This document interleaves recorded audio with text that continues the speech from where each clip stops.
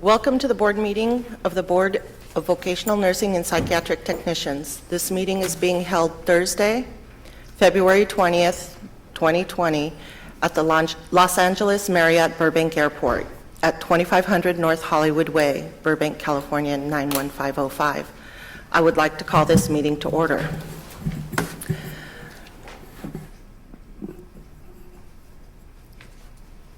We'll do a roll call. I'm Tammy Ndozo, current board president.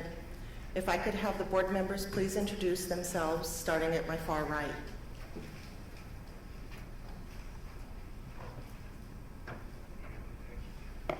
Melissa Rubicava, psychiatric technician member. Carol Mountain, education member. Alita Carpenter, public member.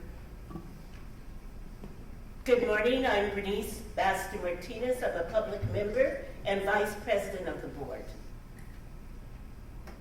John Deerking, public member. Paul Sellers, I'm a psychiatric technician member.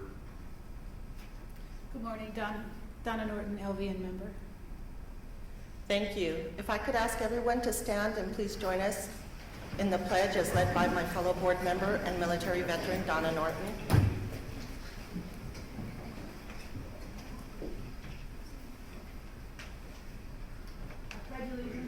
To the flag of the United States of America and to the republic for which it stands, one nation, under God, indivisible, with liberty and justice for all.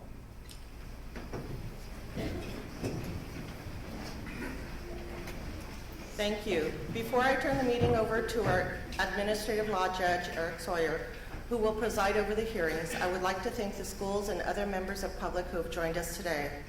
For the sake of time, I will not be introducing those who are here, but will appreciate your presence. During the meeting today, public comment is welcome on any agenda item as the item is taken up by the board. Under the Bagley-Keene Open Meeting Act, the board may not take any action on issues raised by public comment that are not on the agenda other than to decide whether to schedule that issue for a future meeting. If any person wishes to address the board, please come forward and give your name and the name of the organization you represent so that the board will have a record of those who appear. Please note that a person wishing to provide general comment is not required to identify him or herself when making public comment. However, it is appreciated. To allow the board sufficient time to conduct its scheduled business, the board may limit the time given to each person who wishes to comment. If we could have you keep your comments focused and relevant to the applicable agenda item and directed to the board. Please do not repeat statements or views of a previous speaker. It's sufficient to state that you agree. Written statements should be summarized and submitted to the board. If I forget to ask for public comment on an agenda item, it's not because I intend to limit comment, so please raise your hand and I will recognize you. The board appreciates your cooperation and assistance in meeting its legal mandate. I will now turn the meeting over to the Administrative Law Judge to begin the hearings. Thank you, Madam President. Which matter is this one? Bassa. Okay. Okay, so we're going to do Madam Reporter, Bassa, and then Miller, and then the rest of the schedule that I gave you. Okay, is everyone ready on the Bassa case? Yeah. Okay, let's go on the record. Calling the matter of the petition for reinstatement of Matthew Bassa. This is before the Board of Vocational Nursing and Psychiatric Technicians, State of California. This matter bears OAH case number 2019-120523. Today is February 20th, 2020. This matter is being heard by a quorum of the board. My name is Eric Sawyer, Administrative Law Judge with the Office of Administrative Hearings. At this time, I'll ask the parties to identify themselves for the record, beginning with petitioner.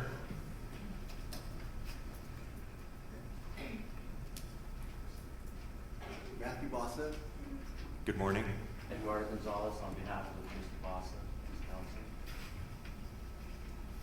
Good morning. Good Good morning. morning, Melissa.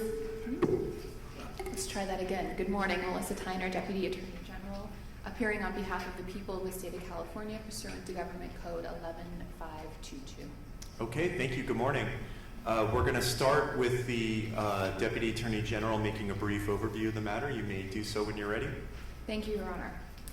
This is a petition for reinstatement for a Mr. Matthew Bassa. The petitioner was issued a vocational nurse license number VN237961 on November 10th, 2008.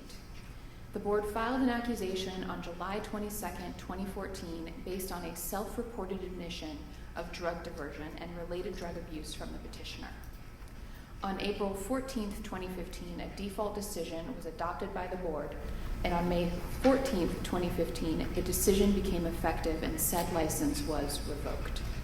Today, the petitioner is requesting the reinstatement of his license. I am now prepared to proceed with questions for Mr. Bassa, unless he wishes to make an opening statement first. Okay, let's mark the petition. I'd like to mark the petition for admission. Yes. I'd like to mark the petition for admission into evidence. Okay, the petition submitted by Mr. Bassa and the accompanying documents are marked for identification as Exhibit 1. Mr. Gonzalez, any objection to Exhibit 1 being admitted? No objection for admission. Okay, Exhibit 1 is admitted. All right, at this time, we're going to hear from respondent and counsel. I'm going to swear in Mr. Bassa first, just so I don't forget. Mr. Bassa, would you please stand and raise your right hand? Do you swear or affirm under penalty of perjury under the laws of the state of California that in this hearing you'll tell the truth, the whole truth, and nothing but the truth? I do, Your Honor. And for the record, please state and spell your name. Matthew Bassa, M-A-T-T-H-E-W-B-A-S-A. Thank you very much. Mr. Gonzalez? Thank you. Before I just wanted to frame the case with a very brief opening statement. But before I get to that, with regard to the petition. Excuse me to interrupt you, there sir. is Use the microphone, please. There is a page C010 in the petition packet that does not pertain to this case. So that could be removed. I don't know, I guess it was placed in there by accident. Oh, let's go off the record. Okay. C17? C010. Oh, 01. C10. C10. Oh.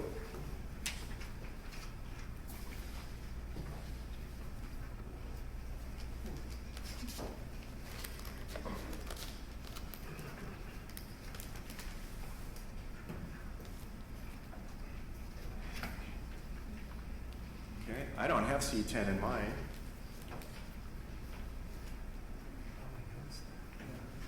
Okay, does everyone see page C10? Okay, so this clearly pertains to another situation, I'm understanding. Okay. That's correct. Okay. Okay, so let's go back on the record. Okay, so there was a document that was inadvertently included in the petition materials that were circulated, page C10, and I'm asking the board members to remove that from your packet and not consider that in deliberation, and I'll remove that from Exhibit 1. Thank you for pointing that out, Mr. Gonzalez. Thank you. Also, there's an additional document I would like to add to the petition packet. If I may, I have original with the 14 copies, so 15 copies total. I've already provided a copy to council. Okay, has Ms. Tyner seen it? Yes, Your Honor, I've seen the document. Okay. Any objection to No it being objection. marked? Okay. Okay, can you bring it up?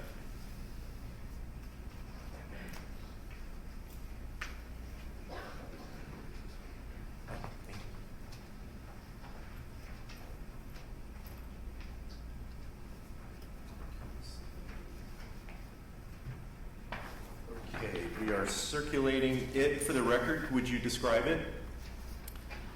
It's a recommendation letter from petitioner's current employer.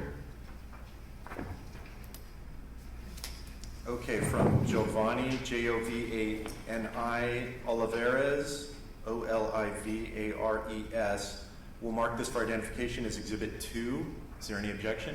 No objection, Your Honor. All right, Exhibit 2 is admitted.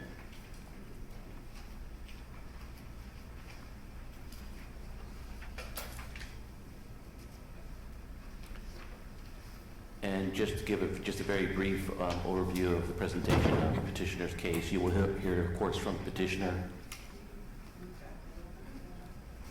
You'll hear from petitioner with regard to his efforts towards rehabilitation over the past 7 years, as well as his current NA sponsor, who is here to testify regarding that rehabilitation as well, in addition to, of course, the packet materials that you have in front of you. Thank you.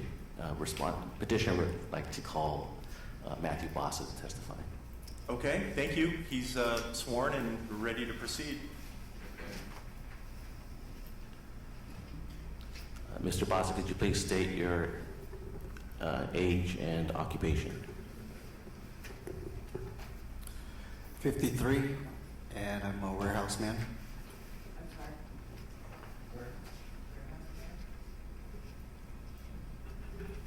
And what are your job duties? Job duties are pulling orders, shipping out UPS packages. And the letter that was just admitted into evidence, Exhibit B, is that a letter from your current employer? Yes, it is. And who is your employer?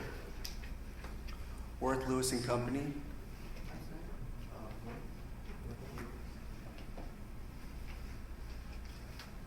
And how long have you been employed there? 1 year.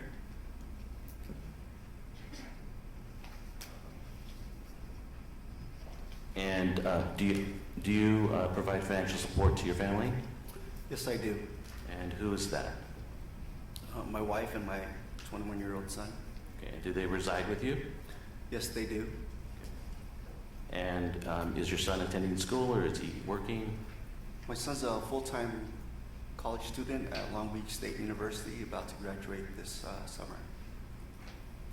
And just getting right to the reason why we're here, as far as the revocation of your LVN license, can you just briefly describe what you did that resulted in the revocation?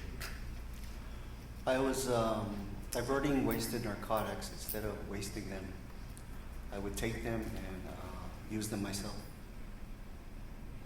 At some point, did you self-report to the board that you were doing this? Yes, I did. And what happened? What did they say? They told me to write a letter of what happened, and then they would do an investigation. And why did you self-report? What was your intent behind that? Because I knew what I was doing was wrong, and I didn't want to get into any more trouble. I'm sorry, I didn't. Speak it. Okay. I lost my thought. You just mentioned that you didn't want to get in any more trouble, and you knew what you're doing was wrong. I knew what I was doing was wrong as a nurse, and I didn't want to get into any more trouble. I'm sorry, Mr. Gonzalez, let me just step in and say, I think the board's intimately familiar with the background of the petitioner, and they've reviewed the materials, so the focus today should be what's happened since then and anything new that's not in the package, et cetera. Sure. After notifying the board, did you immediately stop working? Yes, I did. And after your license was at some point thereafter revoked, what did you do as far as rehabilitative efforts?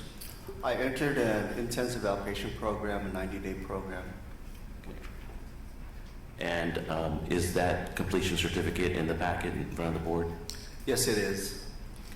And is there a description of the program in the packet as well? Yes, it is. What did the program entail as far as what you participated in? Coping skills, how to prevent relapse, and attending meetings. Attending meetings?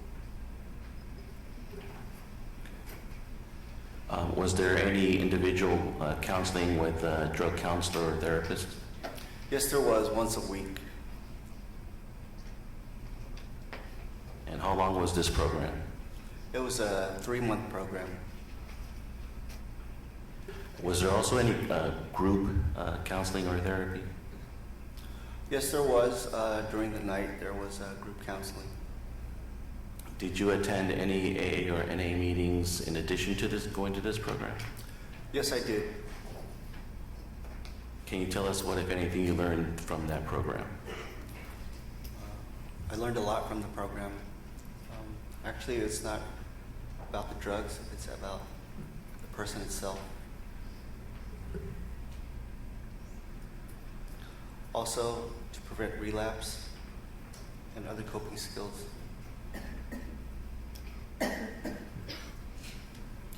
Okay, take your time. Can you tell us what, did you learn that there were any triggers that led into your specific situation and why you led to the drug use?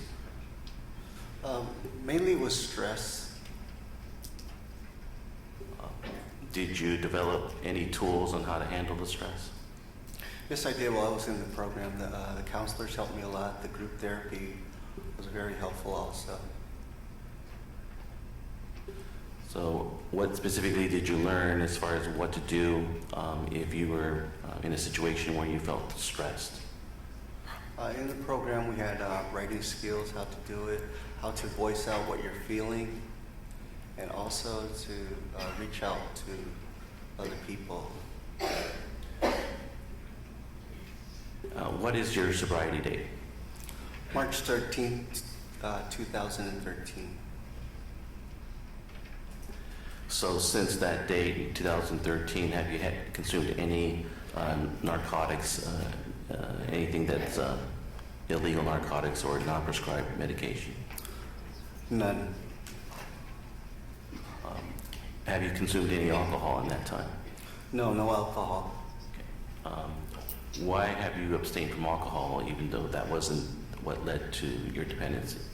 Alcohol is also considered a drug.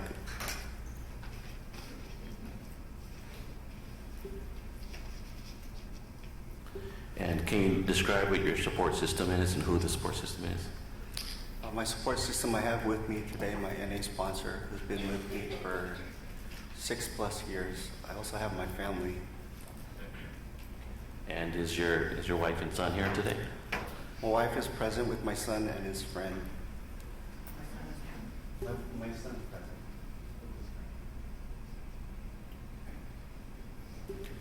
So since completing the program, and you say, when did you complete the program approximately? June of 2013. Since completing that program, have you attended NA meetings? Yes, I have on a regular basis. And you mentioned a sponsor. What have you learned from your sponsor? With my sponsor, we do step work. We also talk about feelings. I also go to him with things that I can't express to my family, where he's the only one that can understand what I'm going through.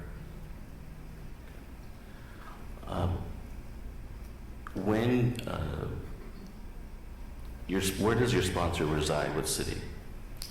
Fremont, California. And did you recently move from Northern California to Southern California? I moved to Southern California from Northern California 1 year ago. So in the past year, has he continued to be your sponsor? Yes, he has. Okay. And how does that work, being that he's in Northern California, you're in Southern? Usually we call each other. He likes to hear my voice. Either if we don't call, then I'll give him a text. And how often would you say you speak with him? Every 2 weeks, sometimes once a week. How has your sponsor helped you as far as in your rehabilitation? For one thing, he holds me very accountable. Make sure that I do go to my meetings and that I do check in with him regularly.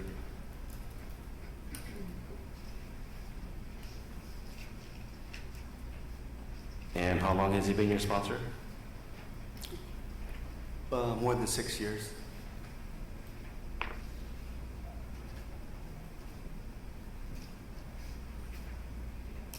How would you describe your battle with addiction now? How would you characterize it? Is it a daily struggle? How can you describe that for us? With the tools I've learned from going through the program and the trouble I've caused, I don't have the struggles that I've had before. I'm able to cope today.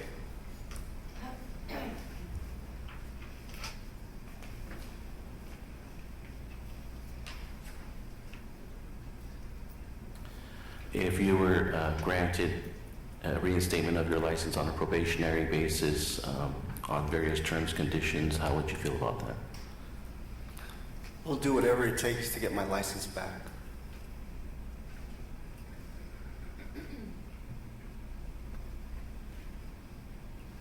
Do you engage in any religious services, attend services, or engage in any religious activities or organization? Yes, I do. I attend a Sunday service at Cottonwood Church in Los Alamitos every Sunday. And I don't think I asked, where do you attend your NA meetings? Also in Los Alamitos, it's every Saturday at 10 o'clock. So how often do you attend? Once a week, sometimes twice a week. Do you share or participate in the meetings? Yes, I do.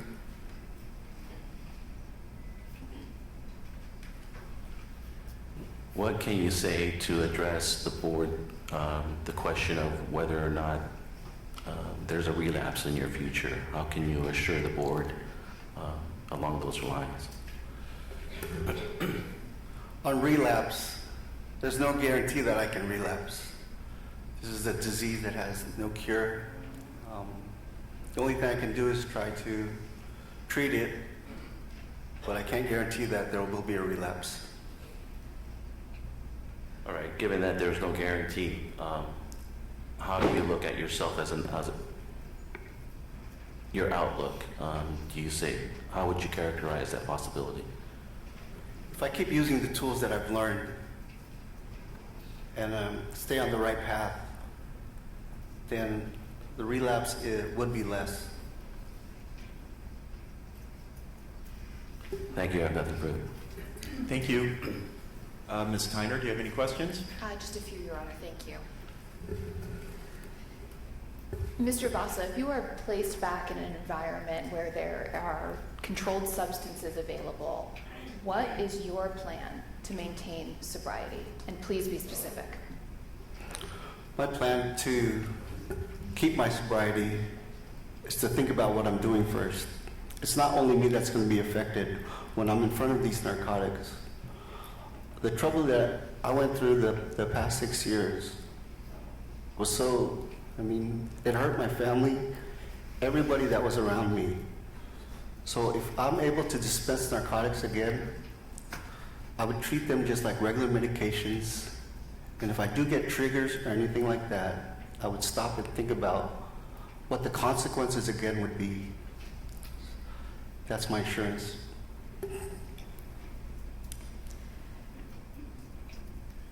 In addition to stopping and thinking about the consequences, are there people in your support network that you can call, and can you identify them? The first person I can call is my sponsor, of course, because he knows the mind that I'm dealing with. Also, I'm very open with my wife and my son, which I can also call. Mr. Buss, are you participating in any ongoing psychotherapy? Not at this time, just NA meetings and talking regularly with my sponsor. If you were to be reinstated and the board required that as a term of your reinstatement, would you be open to that? I would be open to that, yes, ma'am. Mr. Basso, your petition packet includes quite a few glowing performance reviews from various employers. How do you believe these performance reviews demonstrate that you're safe to practice at this time?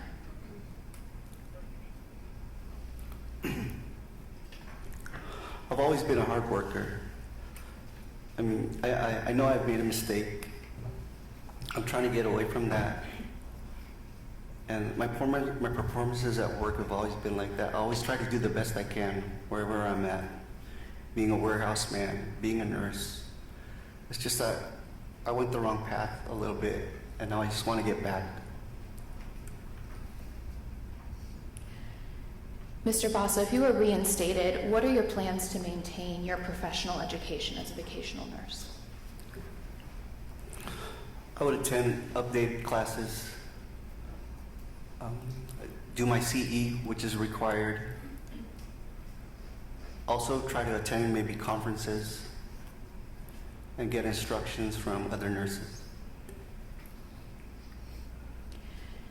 Mr. Bassa, if you were reinstated, the board may require a probation term that requires ongoing biological fluid testing. Is this a term you would be open to complying with? I'm very open to that, yes, to prove that I am clean. I have no further questions at this time, and I'll turn it over to the board. Thank you. All right, we'll open it up to questions from the board. Let's start on my right and then work towards the left.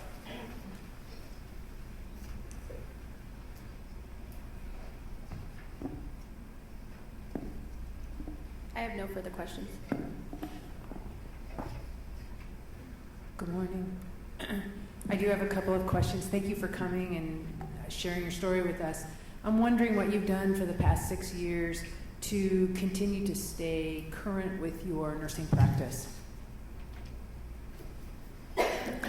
Since I've been out of practice for 6 years,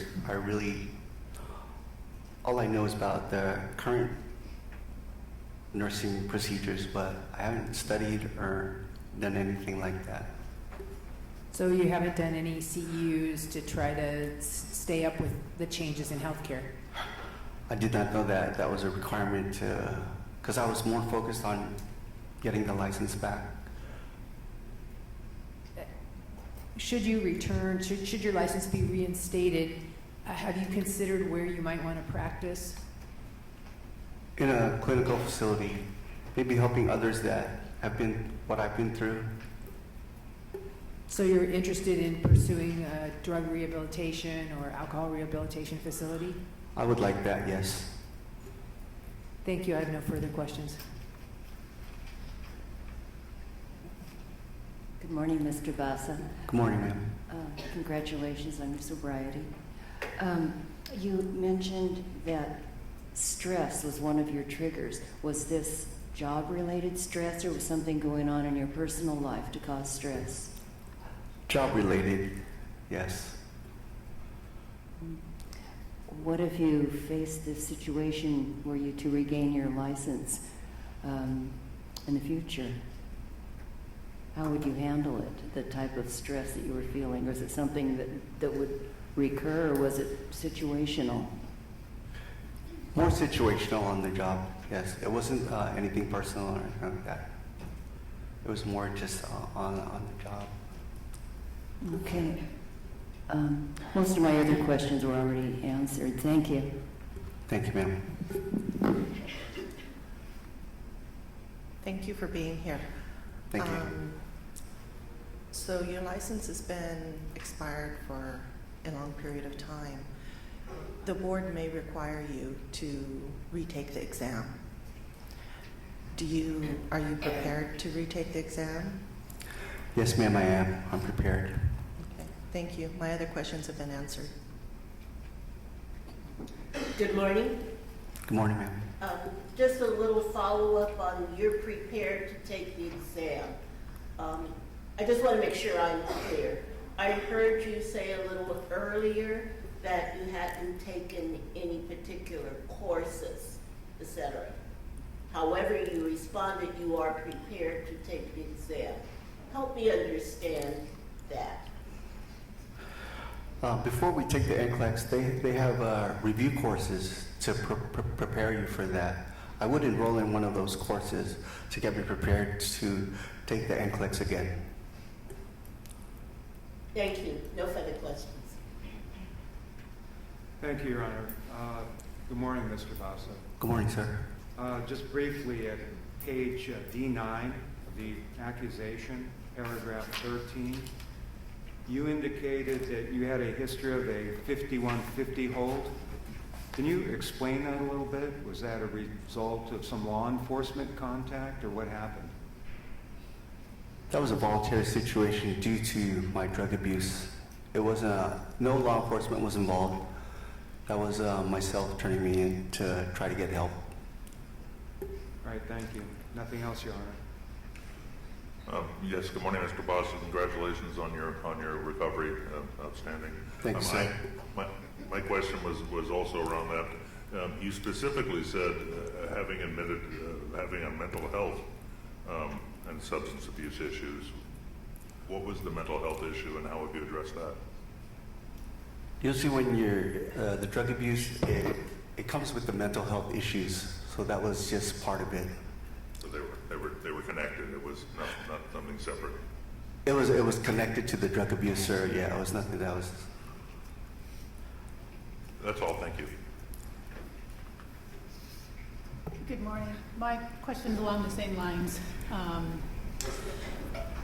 The drugs that you diverted in your statement, there was narcotics and anti-anxiety medicine. Was the anxiety part of the mental health things that you were going through at that time? I think it was, yes. Okay.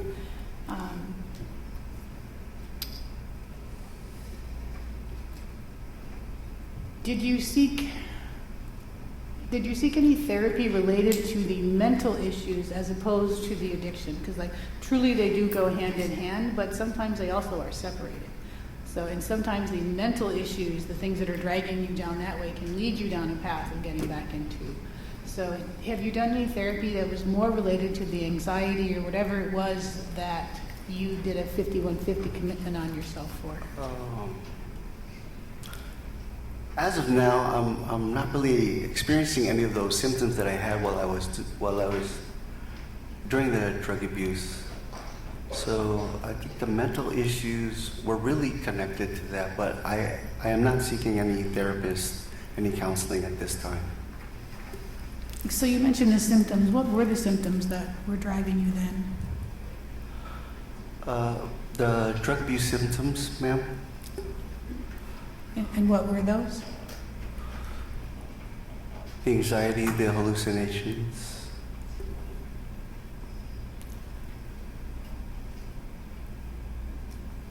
Okay, thank you. I have no further questions. Okay, thank you. At this time, we'll do our closing statements, and then we'll conclude the hearing. Your Honor, I do have the NA sponsor here just for a brief testimony, who's come down from Northern California to testify. Okay, all right. Let's see, maybe we can have him replace seats with Mr. Bassa.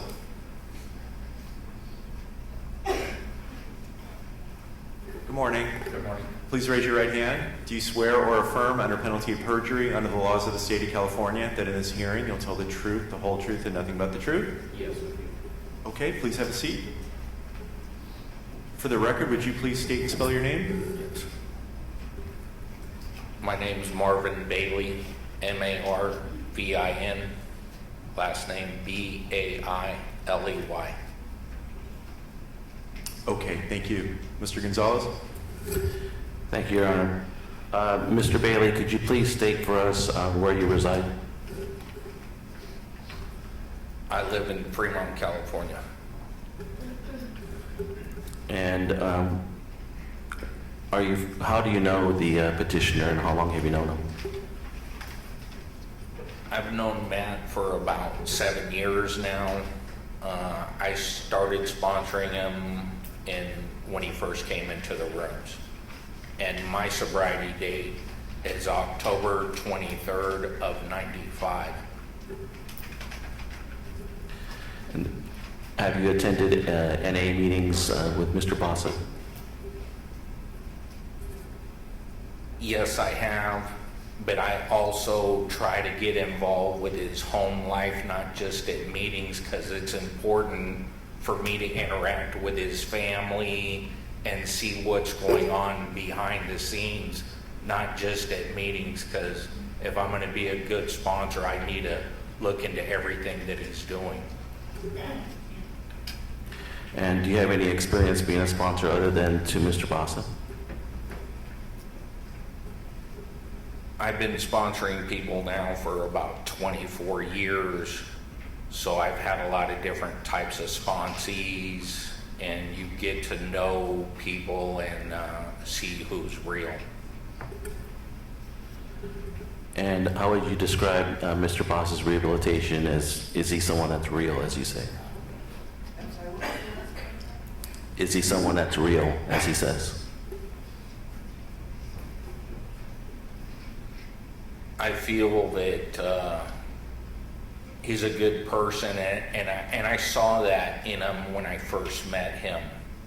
So for me, it's real important to just not see the verbal communication. For me, it's important to see change in people, and I believe that change happens in action. It's not about what they say, because people can say a lot of good things. For me, it's more important that they apply those things in their life, and I've watched them do that over time. So, I try to do the best I can with him. And do you also work the 12 steps with Mr. Bassa? Yes, and I still work the 12 steps, because in recovery, we know that it's only a daily reprieve about being clean, but the maintenance works comes with the writing and the sharing, because once you put something on paper and we share it with another person, it becomes evidence. And then if there's something wrong, or I see something that it draws up a red flag for me, then I'll address it, and I'll give that person some suggestions, not only in writing, but like to make changes in their life, so that way they don't have to do the same things over again. It's what I learned from drug use, it's a way deeper issue. There's a lot of deep rooted problems, and that's the things that I try to address through step work.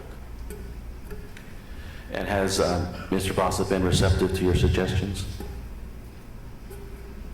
He does real well, and just like with any sponsee, I think that it's a learning process, and he's teachable, and anybody who's teachable, that means they're humble.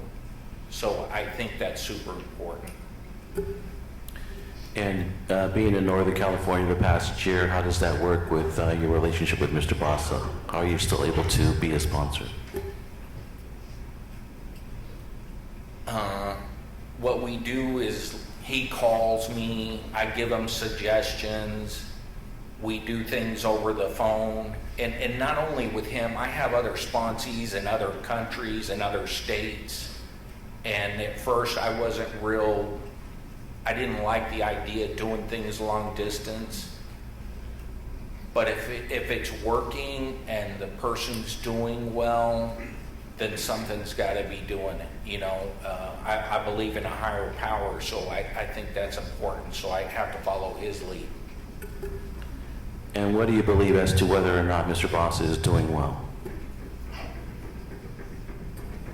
I see the changes in his life and how he interacts with his family and what he's doing now. And I wouldn't be here if I didn't believe in him.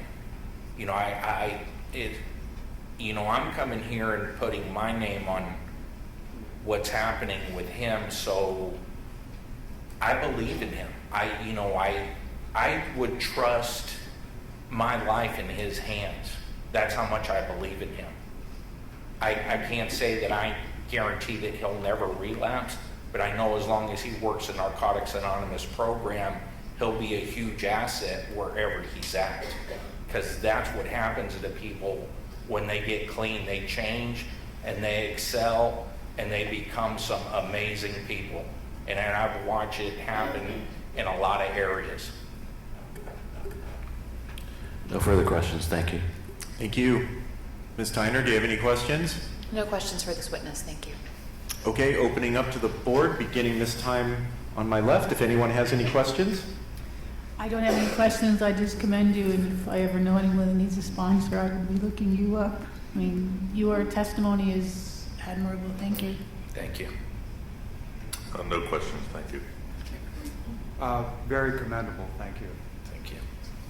Impressive and no questions. Thank you. No questions, but it's very commendable what you're doing. Thank you. No questions, but thank you very much for coming up here, down Thank you. here. Thank you for sharing. No questions. Thank you. No questions here, but thank you. Thank you. Okay, Mr. Gonzalez, anything further? No further evidence, Your Honor. Okay, thank you. We'll do closing now briefly. Ms. Tyner, you can lead us off. Your Honor, the people have completed their presentation. Thank you. Thank you. Mr. Gonzalez? I just briefly want to close and just by pointing out under Business Professions Code Section 2522, the rehabilitation criteria that the board looks at. We're not, of course, disputing the severity of the violations in this case, but they were 7 years ago, and there's a very significant period of time of sobriety. 7 years ago is a very significant period of time of sobriety. I think the best indicator as to what's going to happen in the future is what's been happening since the revocation. And 7 years, like I said, is very significant. In looking at the criteria under Section 2522, there was no actual patient harm. Although there was a potential for harm, there was no actual patient harm. No prior disciplinary record, no convictions, no arrests. This was a part of his life that he has taken every effort to correct.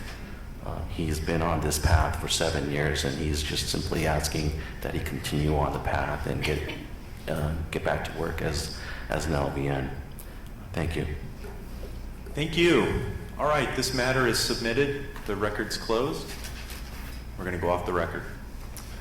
Okay, the court reporter is going to give you a receipt for the hearing transcript, and we're going to take a 5-minute recess, and then I believe Miller is next. Okay. Okay, thank you.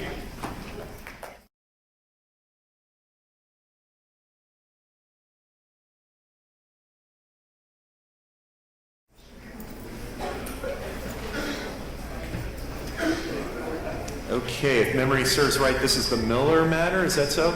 Yes. Okay, give me a moment.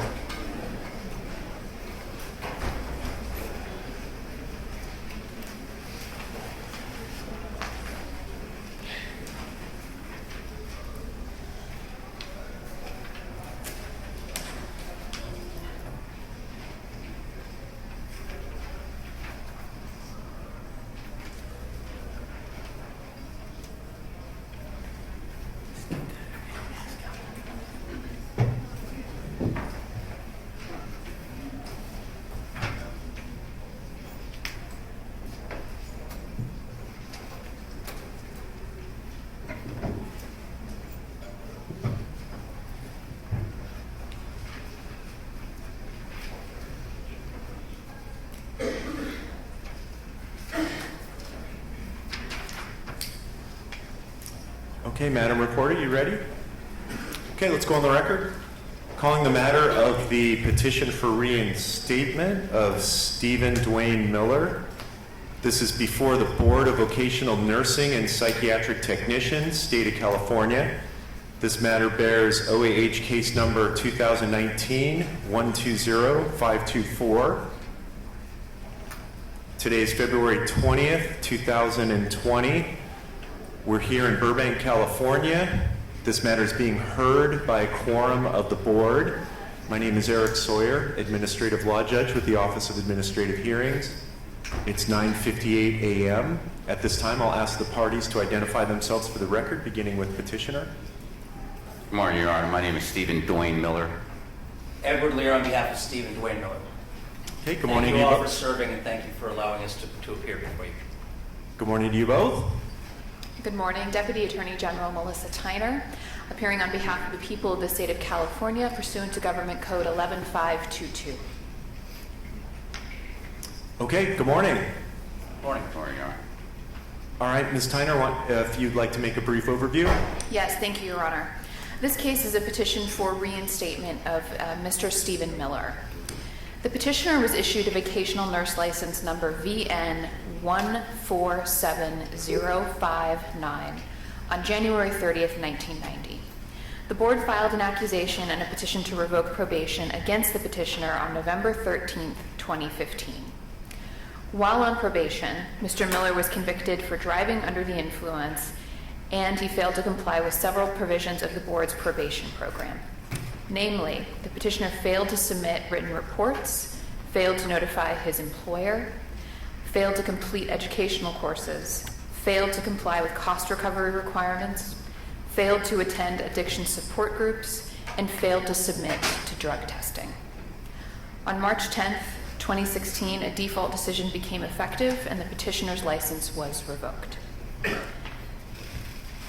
Your Honor, I'm prepared to mark the petition packet as Exhibit 1 unless you'd prefer petitioner to make an opening statement first. No, that's fine. The petition and the accompanying documents are marked as Exhibit 1. Is there any objection to its admission?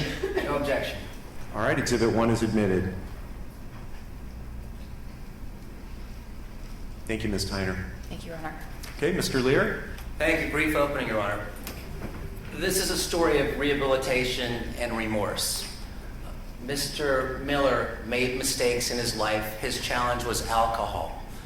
And he has been sober since December 5th of 2016. The evidence through his testimony today will show a very changed lifestyle. Mr. Miller will tell you about the structure that he has created in his lifestyle. He will tell you further about the support groups that he has in place, which include relationships that are much more intimate and close with his family members, including his 3 sons, relationships with people through Alcoholics Anonymous. He has a sponsor. He is a sponsor for multiple people. He is very involved in Alcoholics Anonymous, and he will testify about how that has changed his life, how that has created a situation different than when he had the challenges with alcohol, wherein he feels that he can go to people that are in his group when he feels certain stressors, and that he has done that. He, of course, cannot guarantee that he will never relapse, but he is a good bet, and the evidence will show through his testimony about the tools that he has in place now that he did not have in place before. He will further testify to you about his current employment, where he is doing very well. I handed all of you a packet of letters, including a review from Providence Summit Surgery Center, where he's working as a surgery technician. And from that, you'll see testimony, and you'll see in the documents that he's doing well, that he's committed, and he's reliable. Further, there will be testimony about the fact that while he had before been in Alcoholics Anonymous and had relapsed, that this time since December 5th of 2016, it was very different. And he will testify that this time he put the work in. He had never put the work in before. And that's the material difference between this sobriety period and other sobriety periods that he's had in the past. He will tell you that he has the best relationship ever with his sons, his adult sons, that is very different, and that is something he will not jeopardize on any level. And sobriety is something that he is committed to for, amongst other reasons, the relationship that he has with his sons. He talks to his sponsor regularly. He talks to his sponsees regularly. And finally, he will testify about why regaining his license is so important to him. Thank you. Okay, thank you. Are we going to hear from Mr. Miller? I'd like to do a Q&A if that's okay. Okay, Mr. Miller, I'm going to swear you in. Would you please stand up and raise your right hand? Do you swear or affirm under penalty of perjury under the laws of the state of California that in this matter you'll tell the truth, the whole truth, and nothing but the truth? I do, Your Honor. Have a seat. Thank you. For the record, please state and spell your name. Stephen Dwayne Miller, S-T-E-V, as in Victor, E-N, as in Nancy, Dwayne, D-U-A-N-E, Miller, M-I-L-L-E-R. Thank you. Thank you, Your Honor. Mr. Miller, what is your sobriety date? December 5th of 2016. And what does sobriety date mean to you? Everything. Without that date, nothing else really. I owe everything I am today and everything I have today to the program of Alcoholics Anonymous and my sobriety. Could you describe your lifestyle subsequent to your sobriety date? It's 100-fold better.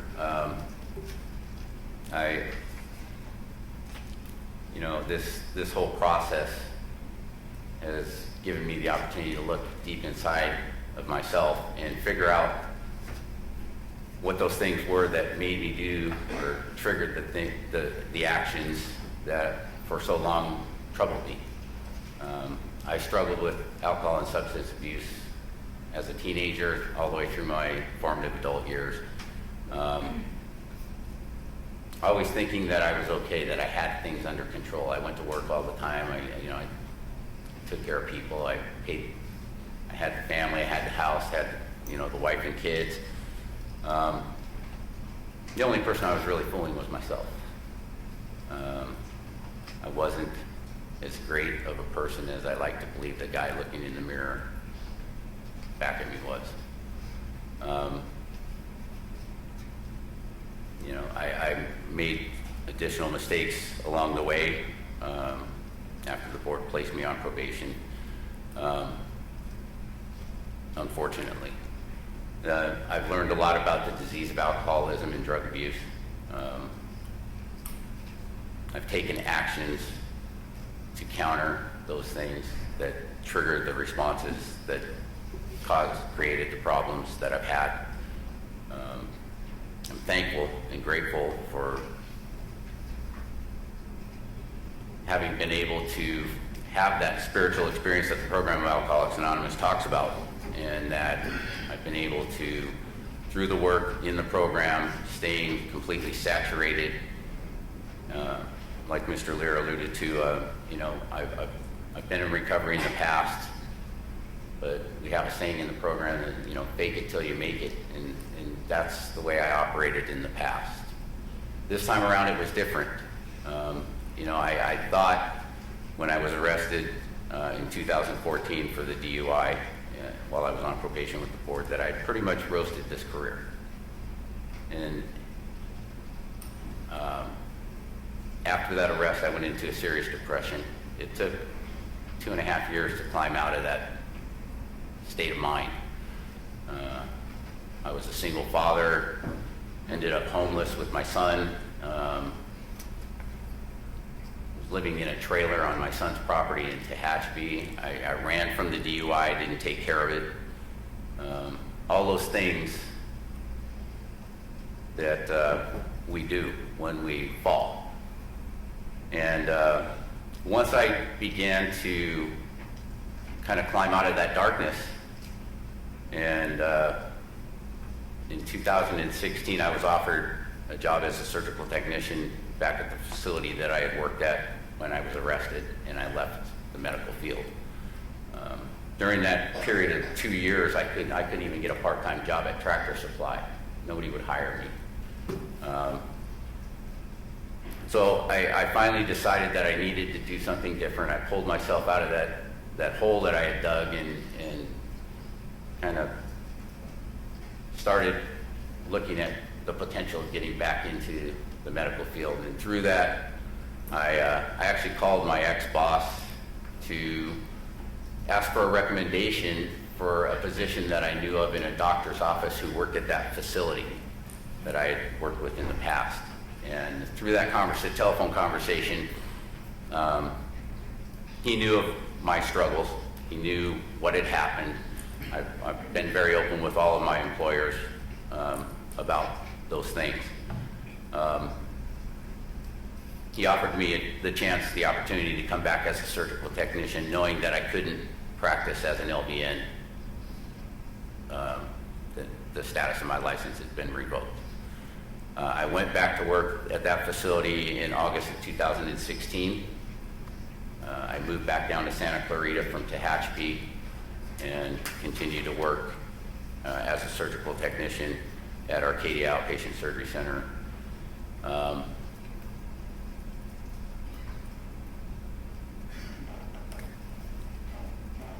would like to say that, you know, the tools that I've developed have helped me to be able to handle stressors and triggers and those types of things. And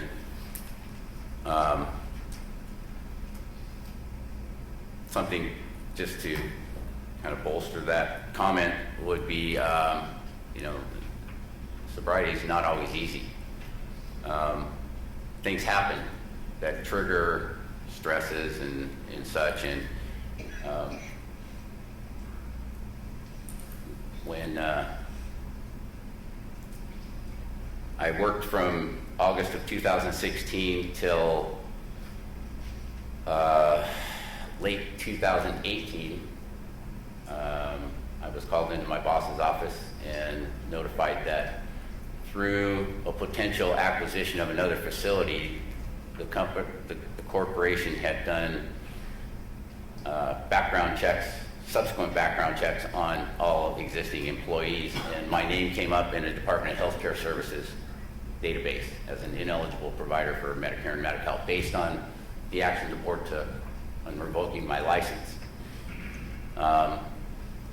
Mr. Lear and I spoke at that time and did some groundwork to find out what the steps were that needed to be taken in order to try and get my name removed from that database. And we were told that we could petition Department of Healthcare Services and submit to request a hearing take place, and we did all that.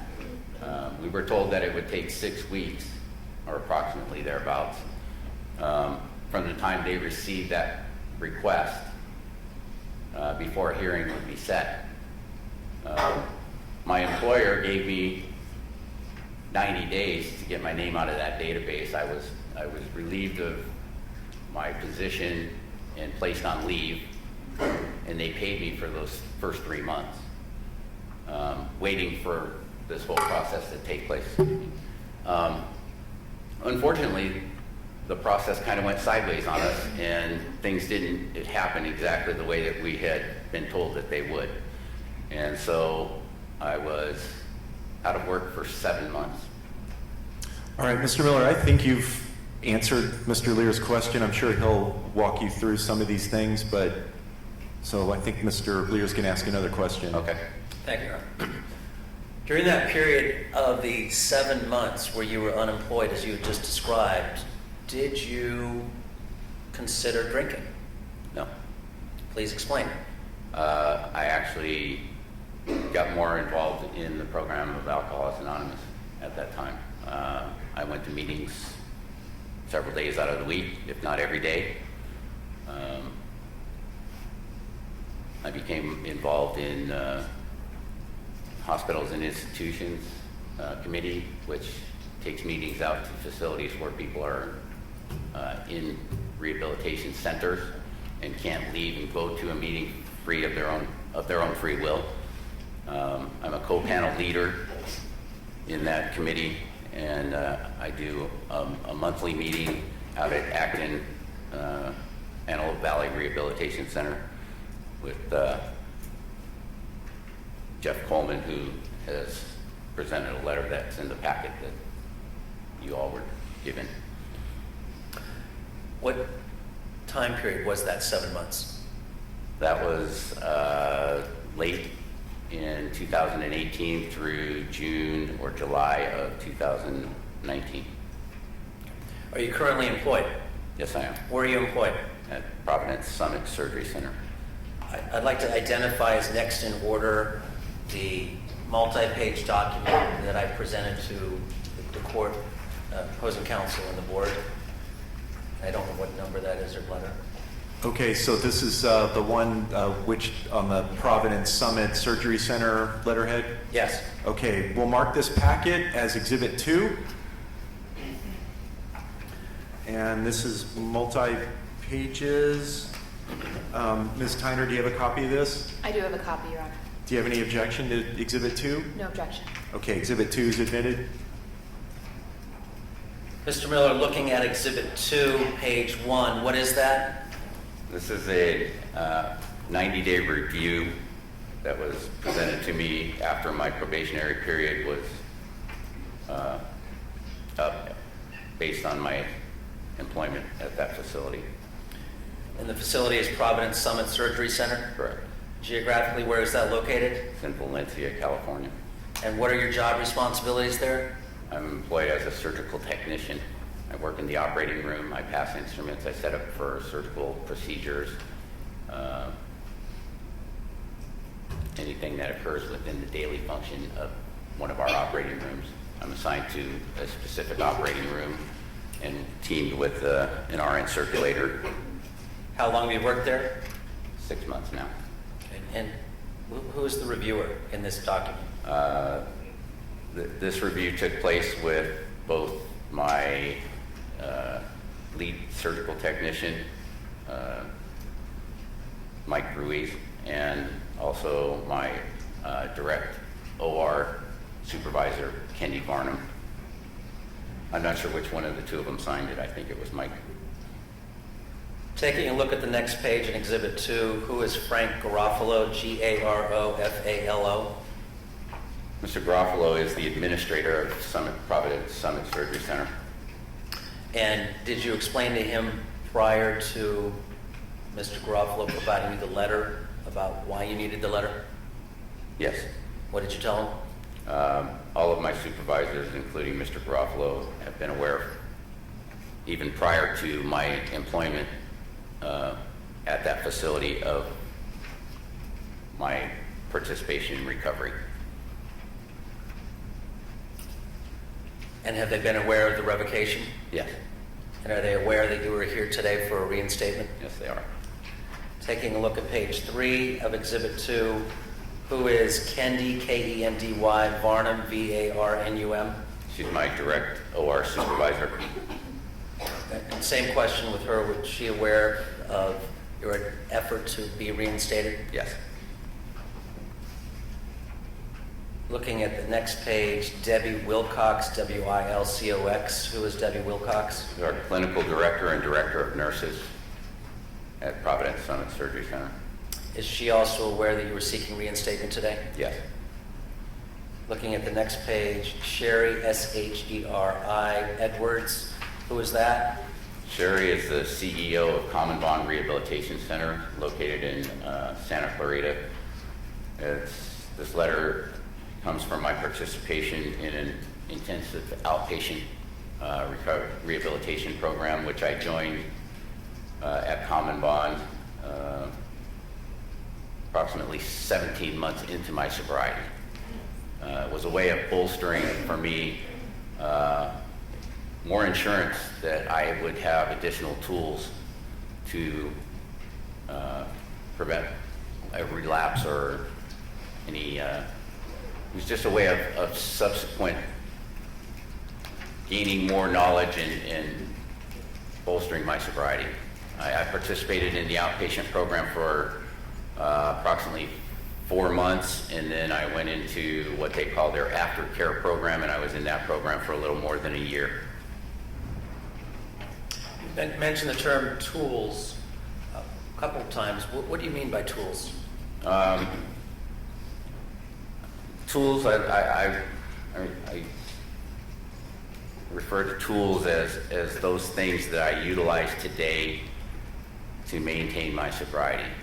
It could be something as simple as calling my sponsor, having a conversation with them about something that might be irritating me or that I might find disturbing, or simply attending a meeting. I've participated at many levels of attendance in meetings since December 5th of 2016. I've served as a meeting secretary for 2 different meetings at 6-month intervals that I was elected to by my peers. I mentioned the Hospitals and Institutions Committee. That's a separate entity outside of general meetings. We meet the first Thursday of every month, and I serve as the general service representative for that committee, which requires me, or it's an elected position. Requires a 2-year sobriety prerequisite, and it's a 2-year commitment to serve as the general service representative to the General Service Board of Area 93, District 7 of Alcoholics Anonymous, where we discuss, or we are tied to the general service and world service of Alcoholics Anonymous. Through that commitment, I also attend a quarterly assembly tied to the World Service, General Services of Alcoholics Anonymous, and I'm the liaison to the Bridging the Gap program, which concentrates on kind of a buddy system for patients who are in rehabilitation facilities. When they're upon their discharge, we have a system set up where patients can call and get buddied up, teamed up with somebody, more of a preceptor, not a sponsor, that is willing to take them under their wing and maybe get them acclimated to attending meetings wherever they're discharged to near their home, and basically just a support group for patients who are leaving rehabilitation centers and going back home or to sober living arrangements, to get them to meetings outside of the rehabilitation facility. Just to tie up a couple of loose ends, do you sponsor anybody through AA? I've sponsored 4 different gentlemen since I've become, since December 5th of 2016. Unfortunately, 2 of those guys weren't ready, and they've gone back out there and still trying it the other way. I currently have 2 sponsees who I work very close with and who are doing very well. Do you have a sponsor? I have a sponsor who has a sponsor who also has a sponsor, and I'm very close with all of them. And have you testified about all your involvement with AA? Yes. Looking at the last page of Exhibit 2, letter from Jeff Coleman, Coleman. Who is that? Jeff is my co-panel leader of the panel that I take out to the Antelope Valley Rehabilitation Center in Acton. I've been very close with him since I became involved in Alcoholics Anonymous this time. There is another exhibit that none of us can read. I'm going to ask apologize. this to be marked as exhibit read, Your Honor. So marked. Thank you. What is this? This is a credentials page from the CertiMe website. I apologize that the print is so small. The highlighted sections outline work that I've done towards registration and certification as a registered alcohol and drug technician or counselor. The highlighted sections refer to areas that I've completed. There's an orientation course that I've yet to complete that once I've done that, I will become registered as an alcohol and drug technician, or an RADT1, which allows me to facilitate group meetings in a rehabilitation setting. Just to kind of go over the list, the first one is the standard application that says I've completed that. The additional things, going down the list, there's a State of California conduct agreement for the RADT1. There's a code of conduct. There's a scope of practice and a statement of understanding, and then it goes into the application fee has been paid for all of those things, and once I complete the orientation, then I'll be able to submit to acquire hours, supervised hours, towards additional certifications and further education steps towards different certifications in being able to facilitate different levels of overseeing others in recovery. Okay, so the record's clear then on Exhibit 3, the ones that are highlighted are the ones that have been completed? Yes, sir. And the ones that aren't highlighted are the ones that are Incomplete or in progress. I'm sorry. They are either incomplete or in progress. Okay, thank you. Any objection to Exhibit 3? No objection. All right, Exhibit 3 is admitted. Your Honor, if the board would like, we could supplement the record with a legible copy. It's okay. I think we'll handle this. Thank you. Thank you. Okay. Were you ever in AA before December 5th, 2016? I've been in and out of the rooms of Alcoholics Anonymous and Narcotics Anonymous since my mid-20s. Would you say that AA is working for you this time? Oh, yes. What's the difference between this time and the previous times? Unfortunately, it took a man dying for me to get this thing this time. You know, without getting into a long, drawn-out story about my past, you know, on December 4th of 2016, I was standing in a bar waiting to shoot a pool tournament and speaking with an older gentleman that I had become friends with, who, by the way, didn't drink. I walked away from him to go talk to somebody else. I took about 20 steps, and in that time, he went down on the floor and had a massive heart attack. Somebody tapped me on the shoulder and said, "Paul is down," and the nurse in me kicked in. I pushed everybody off of him. I got on top of him and started CPR until the paramedics tapped me on the shoulder and said, "Let us take care of him." And I watched as they put an AED on him and shocked him 3 times and put him in an ambulance and took him away, knowing that he probably was never coming back. And he did not survive. December 5th, 2016, as I mentioned before, is my sobriety date. I remember sitting outside of that nightclub after they took Paul away in that ambulance, thinking to myself, people are going to die if you continue to drink. And I didn't know exactly what that meant, whether I would kill somebody driving home drunk or whether or not something else was going to happen. And it was enough to, I was already doing the DUI school at this time. I was already attending meetings. But I was still there in that bar that night, drinking. And as I said, December 5th of 2016 is my sobriety date. What happened that night changed everything. And the next day I walked into a meeting of Alcoholics Anonymous, and I completely and thoroughly decided that I needed to do something different. And for the first time ever, I got a big book, and I did a little bit of work in it, as you can see. I got a sponsor. I started working the steps, and that's the first time I've ever done the work in the program. As I mentioned, I've been in and out of the rooms of various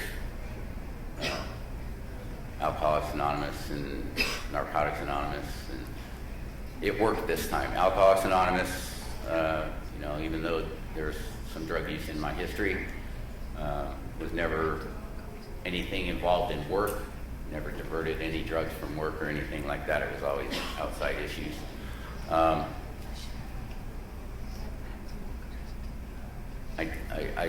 I knew I had to change. I knew I needed to do something different. And I changed everything that day. And life's been pretty good ever since. So. Please describe your relationship with your sons. I have the best relationship that I've ever had with my sons. 2 of my boys are not my biological sons. I've raised them since they were 2. They're now 32. I have 5 grandchildren through both of those. They call me Dad. They call their biological father Sean. I have my youngest son, my biological son, is 22. Presently lives with me and my fiance. And today they look at me as somebody who says what he means and means what he says, and know that when I say I'm going to be somewhere, I show up. Wasn't always that way. Why is being licensed so important to you?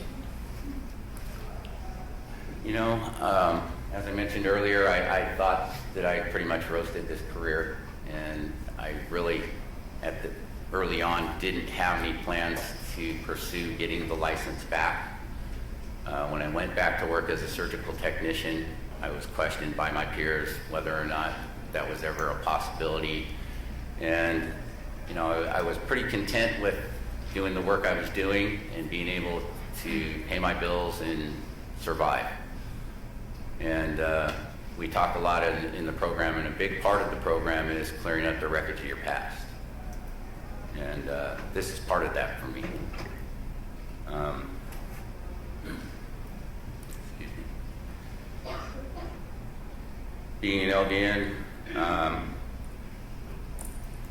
the way I got there was I have a sister who's 3 years younger than I.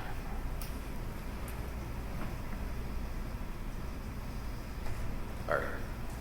On June 17, 1987, she was broadsided on her way home from work and became a brain injured quadriplegic. I'm sorry. A brain injured quadriplegic. Had no direction at that point in time in my life. I was doing odd jobs, working in the automotive industry, and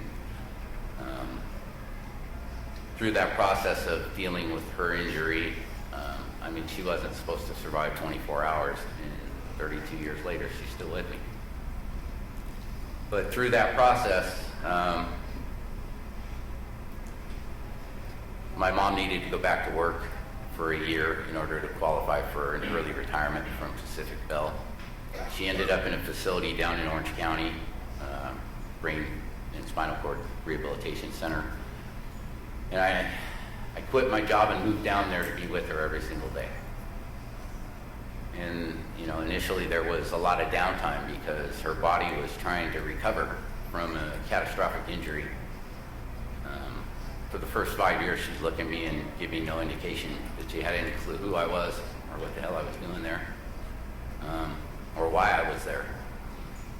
And today it's not like that. She understands everything that goes on around her, and she was the reason that I became a nurse. During that rehabilitation phase, when she was down, I would interact with other families and other patients in the facility she was at. And staff there took notice of what I was doing and how I interacted with those people and suggested that I might be pretty good at this and maybe I should consider looking at it as a career opportunity. And so when my mom retired, I enrolled in a vocational program for LVNs, and I was one of 3 people out of 50 some odd that had no prior medical background. And I graduated in the top third of my class. Nothing further. Thank you. Ms. Tyner, questions? Yes, Your Honor, thank you. Mr. Miller, your application for reinstatement explained that you relapsed in late 2013 pursuant to the death of your spouse and the stressful combination of caring for your sister with a disability who you just mentioned and your child. What assurances can you provide the board today that this kind of stress won't lead to another relapse? Thanks for asking. You know, I never had tools in my toolbox to deal with life stressors or issues outside of, you know, as I mentioned earlier, you know, through working the 12 steps with the sponsor and finding out about all those things that we keep inside of us that create the actions that we make. You know, alcohol was always the solution. That was always the way to numb the pain of anything that was going on. And today it's not that way. Today it's not the solution. You mentioned that you're participating actively in AA. What step are you currently working on? I've worked all 12 steps. I'm working with both of my sponsees on their 4th and 5th step. I currently go back through in working with others, but I've worked all 12 steps with my sponsor. Thank you, Mr. Miller. Are you a part of any other kind of treatment group, some outpatient, anything like that? Not presently. As I mentioned, I attended the Common Bond Rehabilitation Center IOP program and the aftercare program there. I was there for close to a year and a half. You shared earlier that there was approximately a 2-year period in which you may have been suffering some depression. Sure. Mr. Miller, you mentioned earlier that you encountered a 2-year period in which you might have been suffering some depression. Yes. Are you in any ongoing psychotherapy right now, or have you been in psychotherapy? No. As part of the IOP and the aftercare program, I did have counseling with a therapist, and those were helpful in getting me to where I'm at today. But I'm not presently seeking or participating on any level with a therapist at this time. Thank you for that clarification. If the board reinstates your license, you may be required to submit to biological fluid testing, continue to attend therapy and meeting groups, submit quarterly reports. Are you prepared to fulfill these kind of conditions? I'll fulfill any stipulations that the board might place on probationary status, yes. Mr. Miller, all of the terms I just mentioned were terms you failed to comply with before in your previous probation. What assurances can you give the board that you would not fail at those conditions this time? I read that portion of the complaint, and unfortunately through processes of moving several times over the past several years, I don't know that I had an opportunity to address this with Mr. Lear prior to today. There's a statement in the complaint that for 400 and some odd days I failed to register or call. My participation in the program, as stipulated by the board previously, I think was only a little over a year. And what that statement, I called and tested. I know that there's several dates in the complaint also where it states that I failed to test. I don't have, and I did save those documents. I just unfortunately don't have them accessible for today's hearing. If the statement to the effect that I didn't register or call for a period of 400 and some odd days, as it states there, would have meant that I didn't call ever, based on the amount of time that I was placed on probation and when the board found out about the DUI and I was revoked. So I'm a little at a loss as to exactly where those numbers came from. And unfortunately, like I say, I don't have any documentation to support that. I did call, I did participate, I did test, and I would have no problem with doing that. I can assure the board that, in the past, it's always been about trying to work the system instead of just participating. And today, I participate wholeheartedly in a program of recovery, and I don't have any problem with any of those things that the board would stipulate. And I can assure the board that I will participate 100% in any of those mandated issues.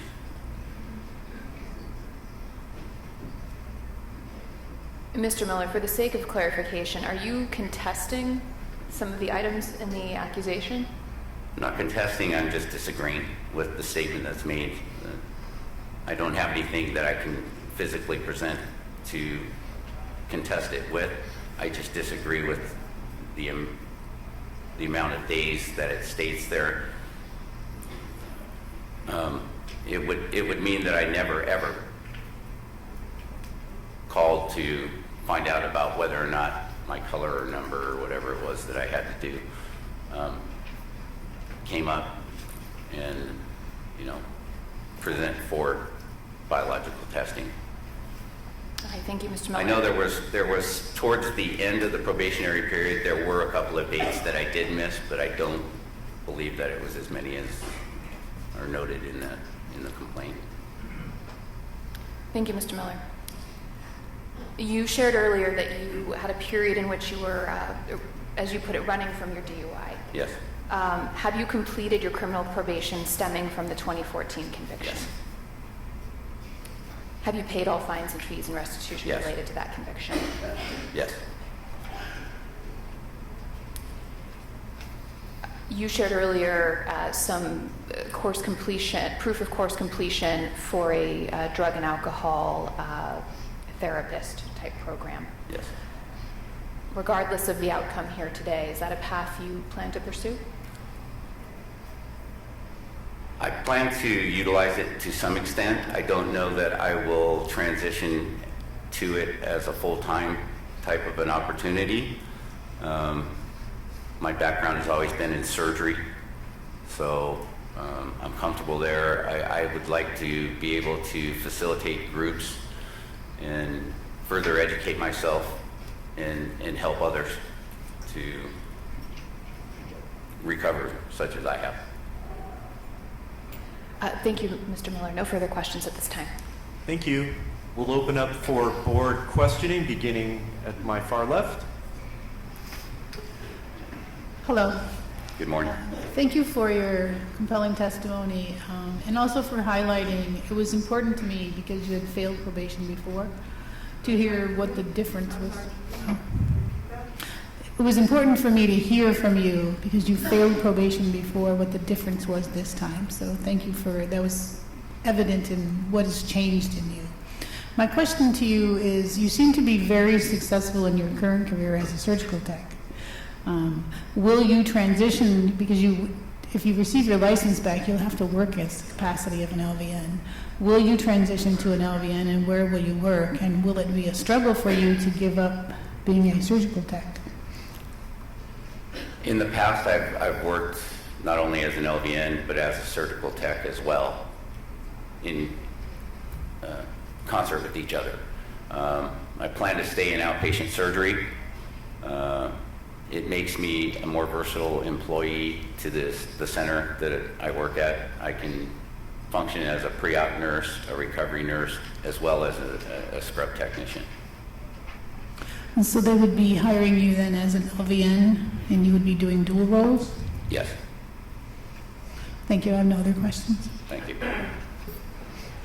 Hi, good morning. Good morning. Mr. Miller. So my concern is this. Congratulations on your sobriety. Thank you. I don't doubt your time and your commitment. I see your book there is filled with notes and such. My concern is this, honestly. We have to depend on your integrity and your honesty as you practice. I don't know where you'll end up practicing, but that's the cornerstone that we make decisions on whether you're going to be able to do it safely and ethically. And you have a history of, frankly, skirting the truth, perhaps lying. You failed to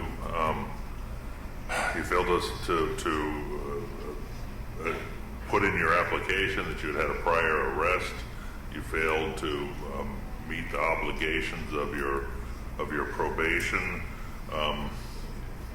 You're even contesting now the testing. Do you contest all of the failed reports that weren't submitted? There's a whole list of reports that you never submitted. There's a whole list of what? So my question is this: you have a past that have demonstrated a failure to be completely honest in your actions. What happened in the program of Alcoholics Anonymous? When did you have that change of heart? How do I know today that I can believe you? Where in the process did that change come about? Well, thank you for your question, and I agree with you that my past hasn't always been completely honest, and I'm grateful today that I don't have to live that way. The program of Alcoholics Anonymous and working through discovering sobriety and has made me an honest individual with some integrity for the first time in my life. I'm okay with that guy looking back at me at the mirror today, and in the mirror today, and I always fooled myself in the past to thinking he was okay when really he wasn't. So, as was stated earlier in the previous hearing, none of us have any guarantees moving forward where this path will take us. But I've found that it's a lot easier to stay sober than it was to get sober. And I'm going to continue to do what's worked for me up to this point. I have 3 years, 2 months, and 15 days today. It wasn't easy to get there. But I don't take my sobriety lightly. It comes first and foremost in everything I do today. I practice all 12 principles of the program every single day of my life. I live in steps 1, 2, and 3, and 10, 11, and 12 every day. I pray for the opportunity to work with another person and give this thing away, and hopefully that it'll do for them what it's done for me. Life's gotten pretty good in 3 years, 2 months, and 15 days, and I'd like to keep it that way, so I'm going to keep doing what worked. My sponsor likes to say, don't change what got it good, and that's something that I take very seriously today. So you said that you say what you mean and you mean what you say. Yes, sir. If we were to choose to give you another opportunity, you're not going to blow this one off. No, not at all. Okay, thank you. Thank you. Thank you, Your Honor. Mr. Miller, good morning. Thank you for being here. Thank you. Sounds like you're really embracing the service commitment approach to working your program. Yes. Very commendable. Thank you. Just as a matter for clarification here, in the accusation of June 12, 2012, at page D38, paragraph 12, I just want to ask about a matter that's contained in that paragraph.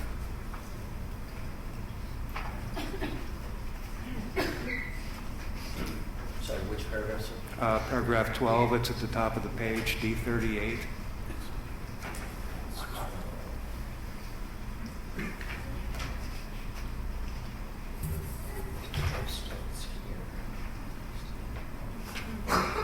So I'll ask about the arrest of April 10th, 2004, carrying a loaded, unregistered .38. Yes, that was my father's. My father was a police detective for 27 years with LAPD. The weapon was in my trunk, and it was in his duty belt, and it was locked in the trunk of my car. Wasn't that I was carrying it blatantly. I had plans to possibly go shooting. I lived up in the country, and the weapon was just there in the trunk. Oh, it was in the trunk, yes, in a holster. Thank you. Nothing else, Your Honor. Good morning. Good morning. You're quite a high achiever. Would you agree? Yeah. So it's really important that whatever you do it in the best way possible. Yes, ma'am. I've been led to believe that based on just listening to your comments and your testimony. If this board were to give you the opportunity and reinstate, you are aware you would have to take the exam again? Yes. How have you prepared yourself for that? I currently work in the medical field. I've continued to work in the medical field. I deal with, patient care daily.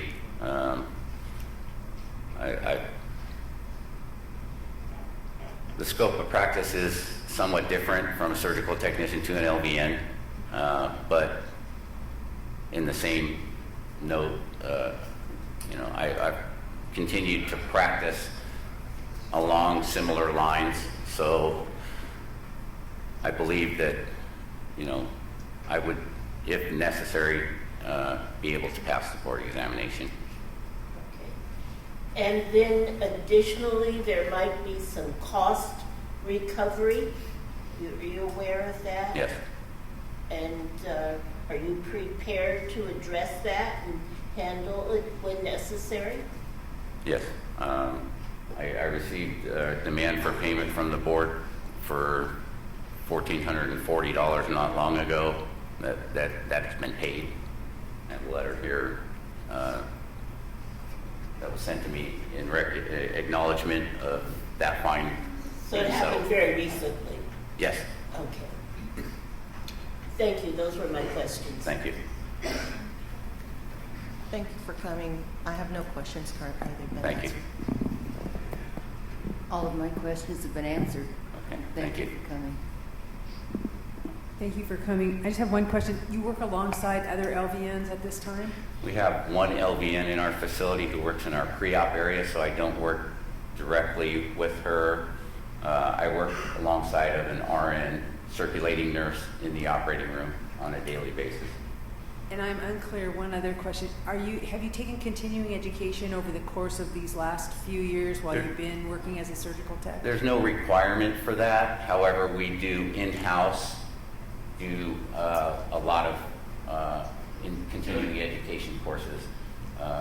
Providence is a large organization, and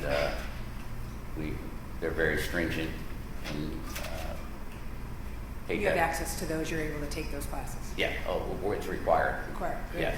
Okay, thank you for the clarification. Sure. Thank you for your testimony. I have no further questions. Thank you. Okay, anything further, Mr. Lear?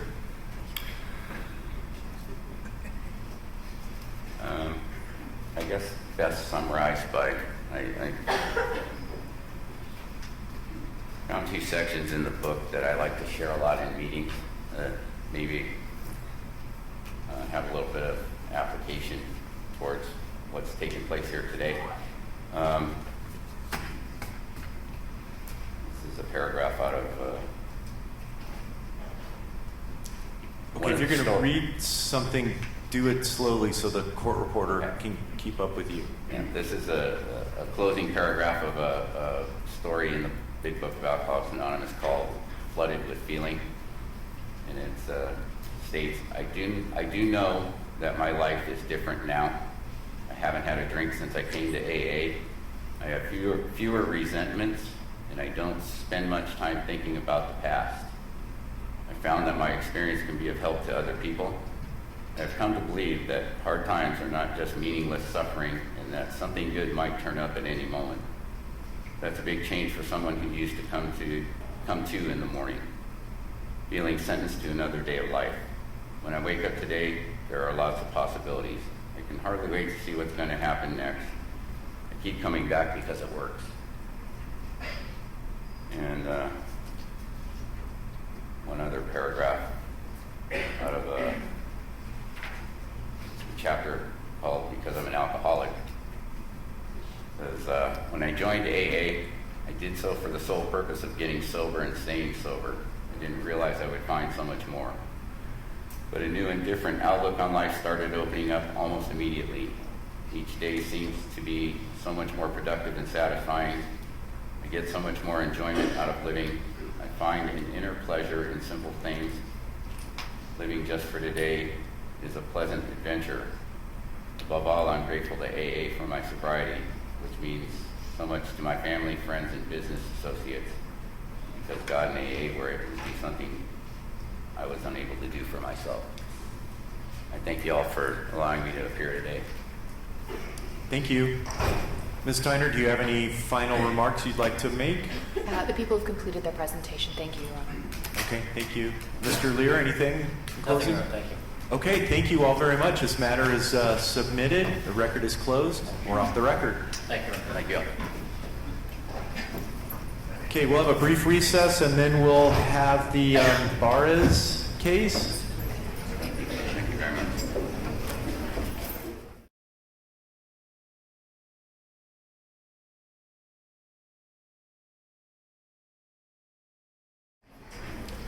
How do I pronounce your last name? Barres. Barres, okay. All right, we're ready for the Barres matter, everyone? Okay?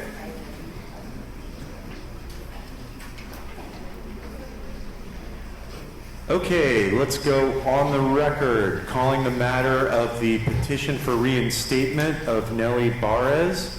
This is before the Board of Vocational Nursing and Psychiatric Technicians, State of California. The OAH case number for this matter is 2019-120-525. This matter is being heard on February 20th, 2020. It's 11:06 a.m. My name is Eric Sawyer, Administrative Law Judge with the Office of Administrative Hearings. I'm presiding over this matter with a quorum of the board. This matter is being heard in Burbank, California. At this time, I'm going to ask the parties to identify themselves for the record, beginning with the petitioner. Nellie Barres. Okay, good morning. Deputy Attorney General Melissa Tyner, appearing on behalf of the State of California pursuant to Government Code Section 11522. Okay, thank you, Ms. Tyner. If you'd like to give us a brief overview and identify the petition, you may proceed. Thank you, Your Honor. This is a petition for reinstatement of Miss Nellie Barres. The petitioner was issued a psychiatric technician license number 32852 on March 23, 2005. On December 5, 2014, an accusation was filed by the board based on unprofessional conduct and dishonesty pursuant to placing wrist-to-wrist restraints on a patient without a physician's order and subsequently being dishonest about her actions to investigators. On August 24, 2015, a stipulated surrender was adopted by the board. And on August 23, 2015, the board's decision became final and the license was surrendered. Today, the petitioner is requesting the reinstatement of her license. Your Honor, I'm also prepared to mark the petition packet for identification as Exhibit 1. All right, it is so marked. And Ms. Barres, the board has considered your petition and the accompanying materials. So as a formality, I'm going to admit it in the record, meaning just acknowledging that we've all had possession of it and have reviewed it. All right, so Exhibit 1 is admitted. Thank you, Your Honor. I'm prepared to proceed with questions for Ms. Barres unless she wishes to make an opening statement at this time. Okay, thank you. Okay, Ms. Barres, I'd like to swear you in at this time. Could you please stand up and raise your right hand? Do you swear or affirm under penalty of perjury under the laws of the State of California that in this hearing you'll tell the truth, the whole truth, and nothing but the truth? I do, yes, sir. Okay, and please have a seat. For the record, would you please state and spell your name? Nellie Barres, Nellie, B as in boy, Ares. Okay, thank you. As I mentioned before, the board has reviewed your petition and materials. Is there anything in addition that you would like the board to know?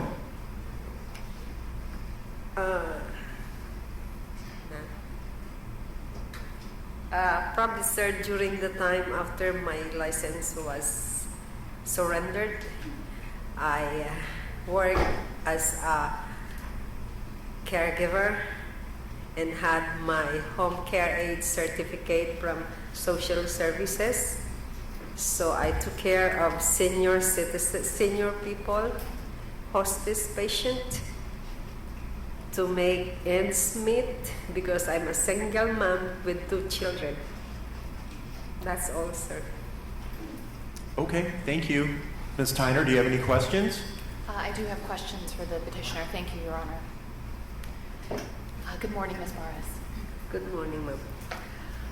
Ms. Barres, on the first page of your petition for reinstatement, and for the record, that is A001, you write that, quote, "I swear to God I did not do it," end quote. Today, do you take responsibility for the actions that led to the surrender of your license? Mom, I do made mistake. I admit that, but it's really what I'm saying is I really regret for that decision I make. I really what? Regret that decision, the wrongdoing that I did. So for the sake of clarification, you do take responsibility for the actions Yes. that led to the surrender of your license? Yes. Namely, placing a patient in wrist-to-wrist restraints without a physician's order. Mom, I'm not saying that I'm fighting with it, but really the truth at the time what I'm saying is I have really no capability to fight with them during the hearing. I have a lot of issues before, but that's immaterial right now because it was already decided. I'm sorry. It was immaterial right now because it was already decided. But the truth, Mom, is really it's not me. It's really what?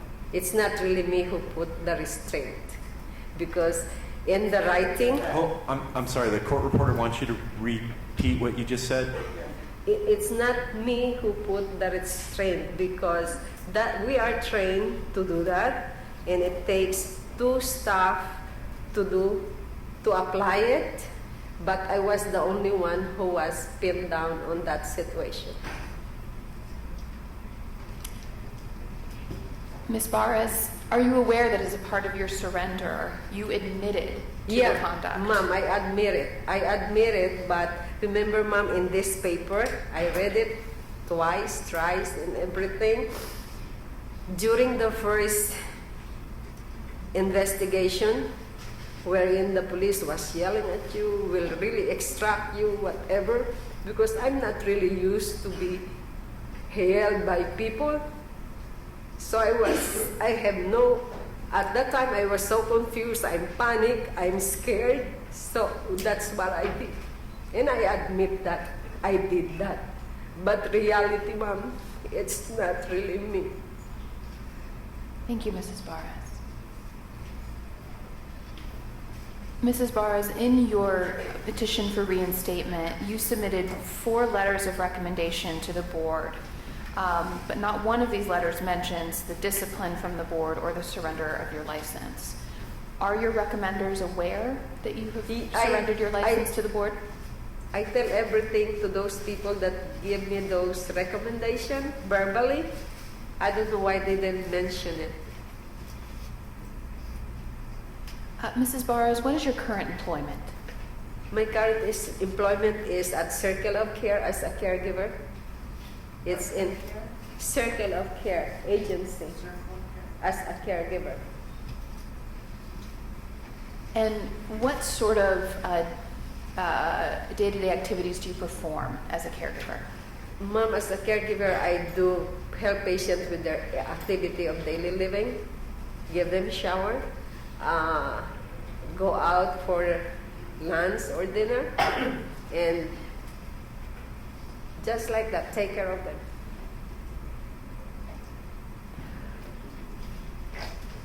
If you were reinstated, what are your plans to maintain your professional education as a psychiatric technician?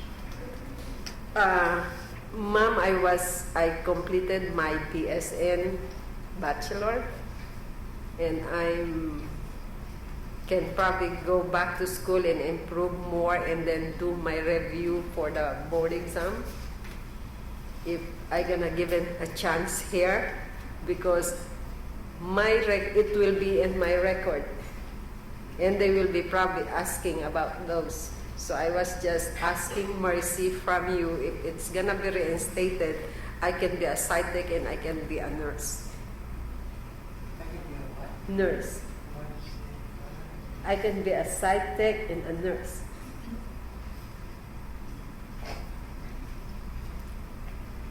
I have no further questions at this time. Okay, thank you. We'll open up to the board for questions, beginning at my far left. Good morning. Good morning, Ma'am. So for clarification, and I'm sorry you've been asked this question again, but I'm not understanding the answer. So you said it takes two to apply those restraints. Were you one of the two that applied the restraints?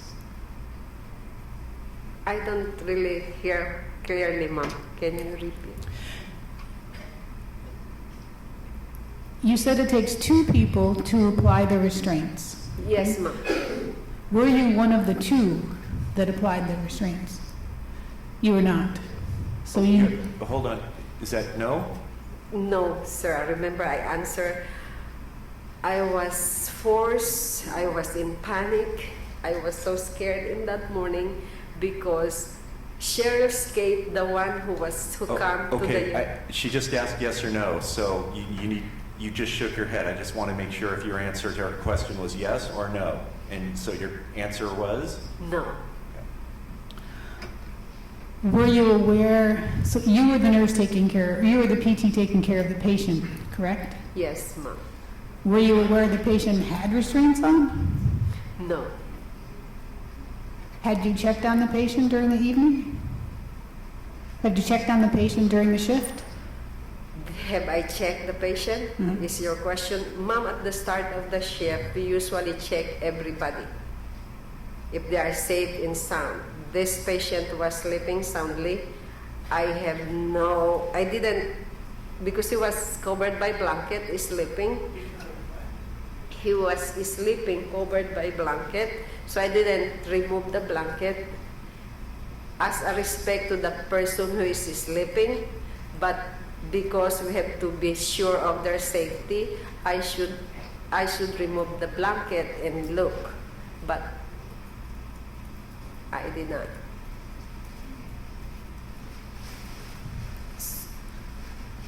So then is your testimony that you had no idea that the patient had restraints on? Yes, ma'am. Until it was that morning. Till it was discovered in the morning. Okay.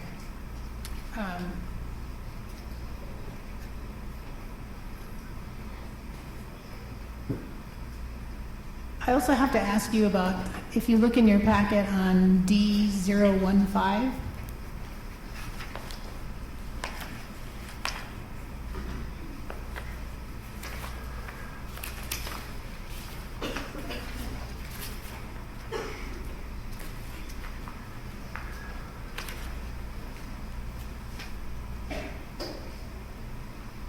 can you explain that incident?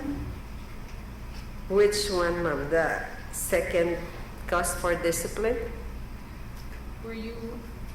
There was an issue with the patient and some money, and there was an allegation that you exposed your breast. Is that true? Which letter, ma'am, are you reading? Okay. Let me get there. Hold on a second.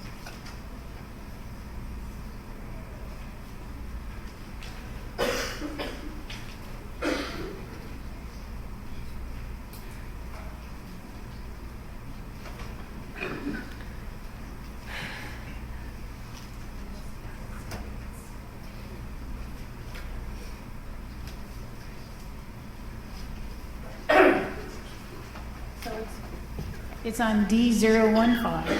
It's at the bottom. Respondent failed to obtain a physician order for the restraint. Is it paragraph 32? Paragraph 32. At the very bottom. The board received a ma'am, this paragraph 32, ma'am, this is outside of Fairview.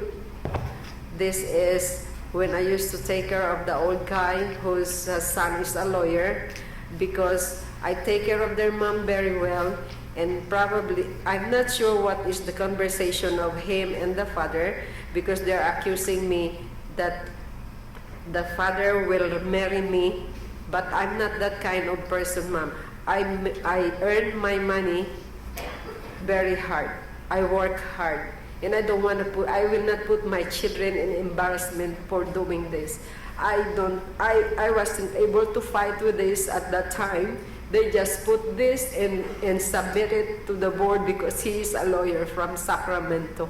And I had no capability to defend myself because I don't have a lawyer. So then you're saying that this accusation is incorrect as well? Yes, ma'am.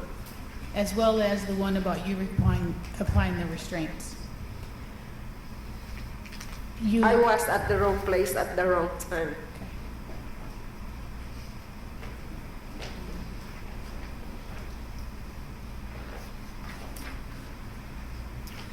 I have no further questions at this time. Hi, good morning.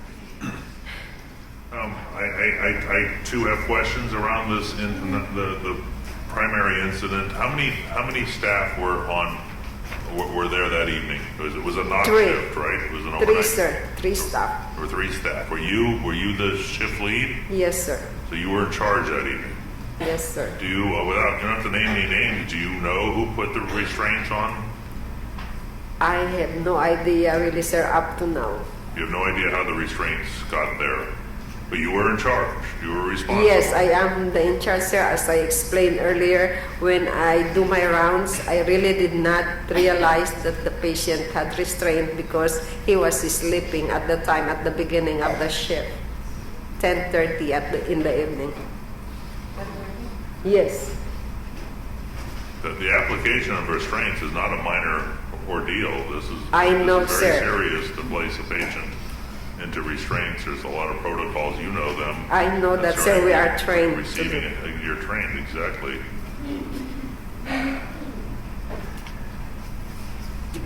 What about finishing up the question about the other incident? Did you have a boyfriend that was making threats to a I patient? don't have a boyfriend, sir. I work 16 hours every single day or 24 hours every single day. That's why I said, sir, I have no capability to defend myself with this complaint at the time because the son is a lawyer. I don't even know it was existing before until I received the paper from you guys, from the board. Did you understand the gravity of the charges against you? Did you know that your license was likely to be taken away as a result of the accusations? The gravity of my offense, sir, is I know is on the restraint that we have, not on the complaint of the son that the mother I took care before. Just to let you know, we have to take as fact what happened in the past, the way that it's written. It's hard for us to accept another version at this point. So you're apparently denying. Sir, I'm not denying. I accept the gravity of the offense, but my conscience really cannot accept because I didn't do nothing. I was not the one who applied the restraint. I was just the scapegoat at the time because they have nobody to blame except me because it was my shift. I was the in charge. It was not even reported to me by the in charge and PM shift. So I was just crying and really I was, for the last 3 years here that I don't have my license, I was asking and even asking the Lord, I work hard. I work 24 hours to support my 2 children. And then this very bad happened to me. So when I was interviewed by the police and everybody, when it came, always come to my mind, I was always sad and crying because what wrong did I do when I just working hard for my family?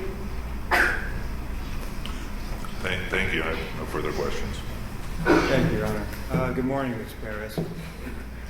I'm trying to grasp the basis for your petition here. In a response to a question to you by the Deputy Attorney General, you said that you regret the decision that you made. And then in your application for your petition for reinstatement at page 8-9, you also said you worked to get that license was taken away from one wrong decision. Can you Yes. say specifically what that one decision The was? wrong decision, sir, is the one that I accepted it, and I said that I was the one who applied it. At the time I was being investigated, and at the time I was being interviewed, because I was yelled at and really had no choice of. I'm so scared because I'm not used to be yelled by people and make you accept the role that you don't really do it, but you have no choice. You were there. So your one wrong decision was that you accepted Yes, sir. responsibility for the underlying conduct that's alleged in the accusation. Is that right? Yes, sir. Okay. In the accusation at page D14, top, it's paragraph 25.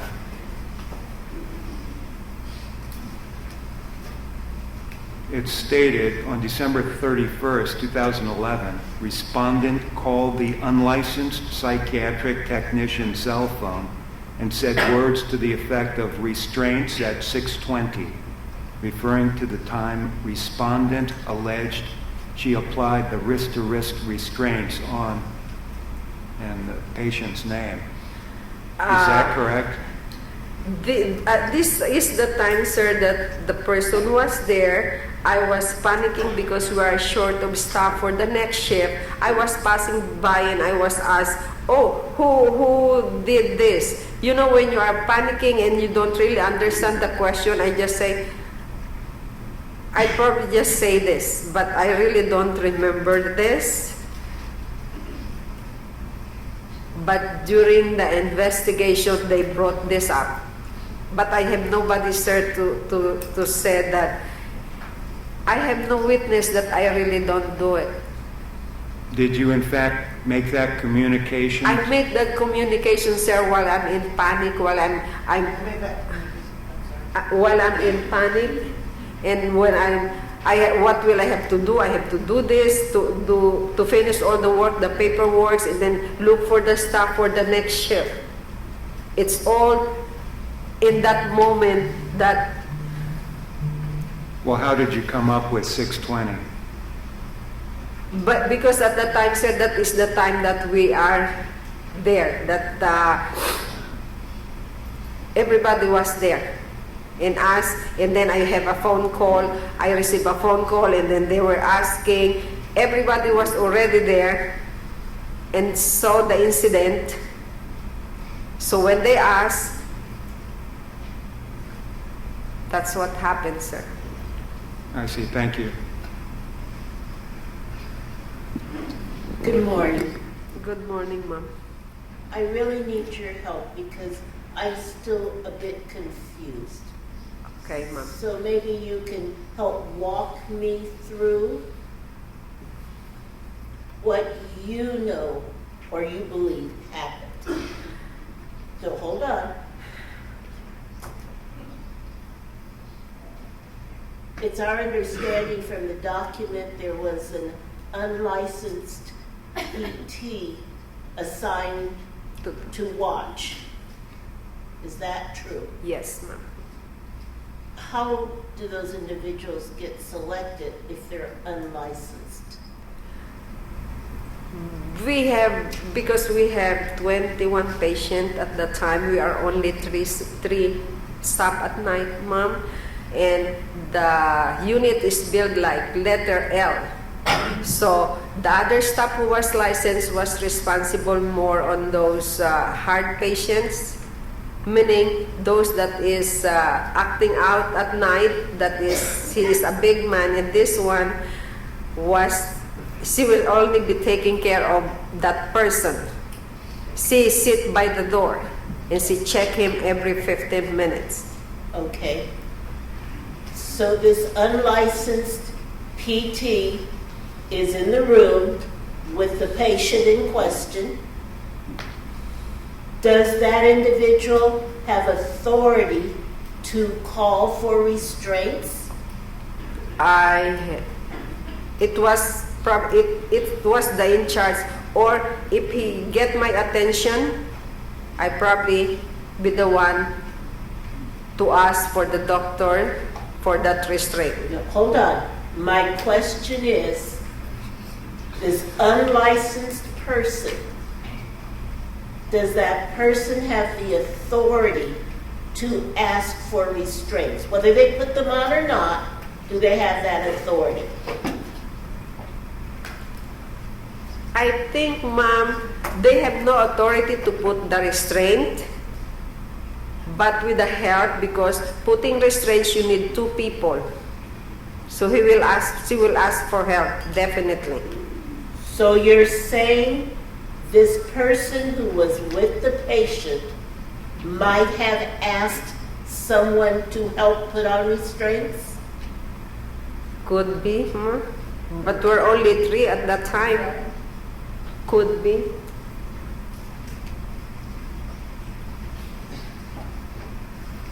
I think you understand why I'm so confused. I hope. Because we're reading one thing here, and we hear you say, that didn't happen. That's not true. No, ma'am, because in the record here, when I read it thoroughly. The first statement I made, I retracted. It's in here. I read it. I come clean to the investigator because I really don't want to lie. But I was in the confused panic mode at the time when I was asked thoroughly and yelling at you and saying things. So that was the first one. The next time, investigation again, it's the same thing, that they put you in a situation when you have no choice and tell the truth. So I come clean to the investigator. Okay. Did you call the unlicensed PT to discuss this? This is what happened, ma'am, with that. This unlicensed staff, Excuse me for interrupting you. Yes or no? Did you? I call yes, but the topic is not on the restraint. I'm very sure of that.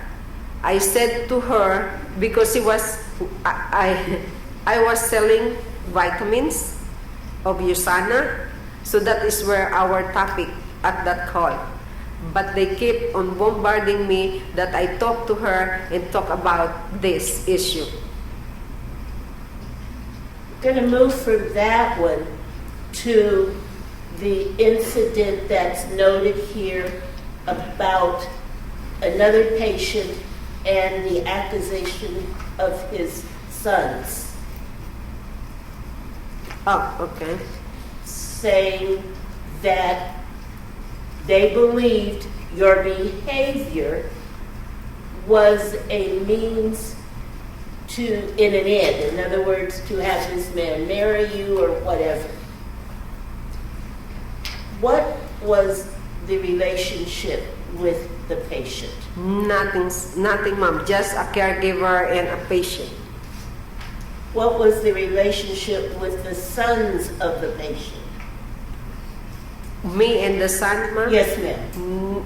We just say hi and hello when he visits his father. I'm sorry, We just say hi and hello when he is visiting his father. Not more than that, ma'am. Thank you. Thank you. Thank you. No questions at this time. I have no questions, thank you. Good morning. Thank you for being here. I actually have a couple of questions. I'm just trying to get some clarification in my own mind. So you completed your PT license in 2005, correct? Yes. PT license. Then you went back to school and got your BSN education, correct? Yes. And did you do that in the Philippines? Yes, ma'am. Yes, in 2012. Yes, I graduated 2012. Have you ever taken the NCLEX RN? Not yet, ma'am. Can I ask why? I was so scared to apply for the RN board because of this case. people were saying that it will affect, though it's a different licensing department, but of course they will question me about this, ma'am. So I was so scared. So up to now, I haven't taken the board yet. But as I understand it, these charges weren't filed until 2017. Yes. And that's still quite a long gap in there. Oh no, because at that time, ma'am, I was too busy working. My children are in college. My eldest is in college and my one is in high school, and I'm a single mom, so I have to prioritize the expenses. And my last one is, since this has all happened, and you say you've learned a lot from it, what have you done for remediation? Have you taken any CEU classes on restraints, the application of restraints, on ethics? Have you done anything to show that you are working towards rectifying the situation? No, ma'am. I'm just reading and trying to learn more of those. Okay, thank you. I have no further questions. Thank you for being here today, and I have no questions. Okay, thank you. Ms. Tyner, any closing comments? The people have completed their presentation. Thank you, Your Honor. Okay, thank you. Ms. Barras, do you have any final thoughts that you'd like to leave with the board? I'm just begging everybody, ma'am, that I can reinstate my license so I can work again as a psych tech and give a good life to my children and myself. Okay, thank you very much. This matter is submitted, the record is closed, and we're off the record. Thank you. Okay, Gomez will be the next case. We'll have a very brief recess, 5 minutes or less, and then we'll do that.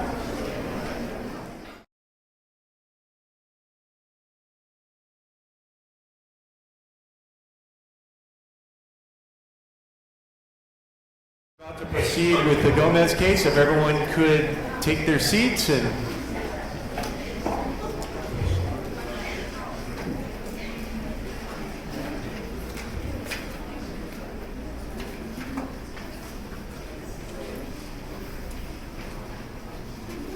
okay, just for scheduling, when we're done with the Gomez matter, the board is going to take a lunch break. It's going to be 1 hour, and then when we come back from lunch, we're going to proceed with the next case.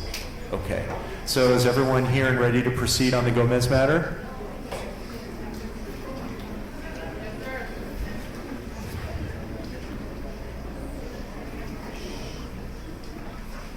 Okay, let's go on the record. Calling the matter of the petition for reinstatement of Blanca Gomez.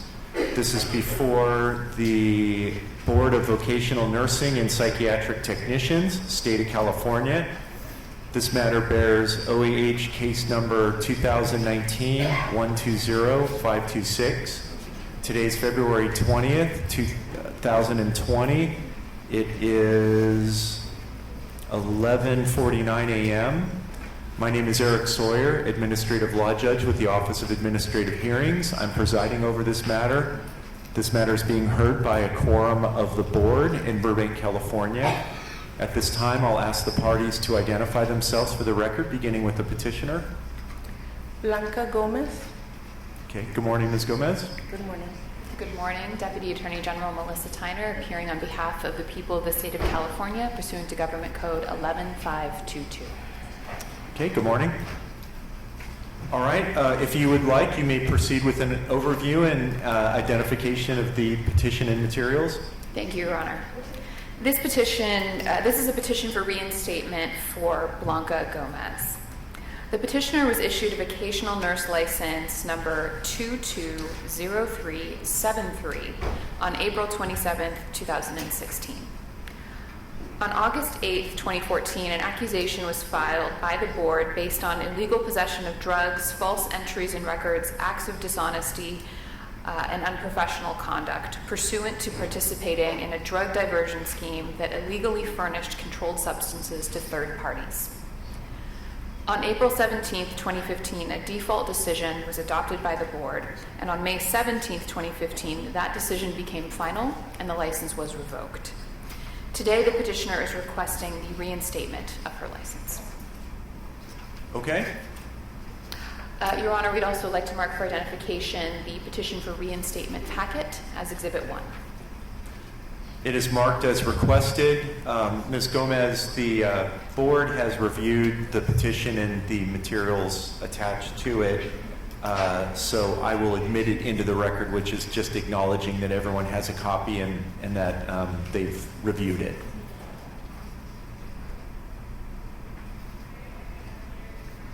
Okay, so Ms. Gomez, I'm going to swear you in now. Would you please stand and raise your right hand? Do you swear or affirm under penalty of perjury under the laws of the state of California that in this hearing you'll tell the truth, the whole truth, and nothing but the truth? Yes. Okay, please have a seat. For the record, would you please state and spell your name? Blanca Gomez, BlancaGomez. Okay, thank you. As I indicated before, the board has your petition in the materials, and each board member has reviewed them quite carefully. Is there anything in addition to the materials that you would like the board to know? Since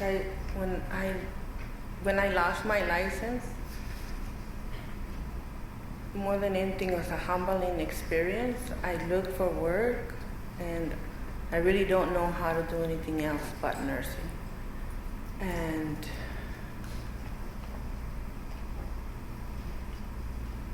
I have had struggle. You know, I eventually had to humble myself and went back to work where I was, but now I am a ward clerk. Ward clerk. And I just sit on the sideline and I watch my co-workers do what I love to do.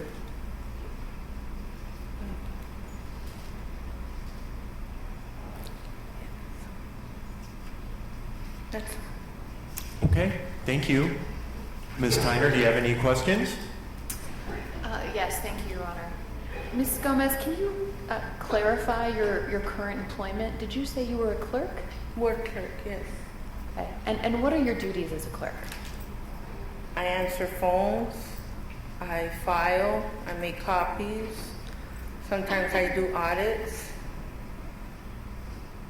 I watch the front door, sometimes it's just a number of things that I do. Ms. Gomez, if you were reinstated, what are your plans to maintain your professional education as a vocational nurse? I would like to go back and continue my education for RN, but I do continue education and a review class. I would like to do a review class. Ms. Gomez, your license was revoked pursuant to your participation in a drug diversion scheme. Why did you choose to participate in this scheme, and what have you learned? I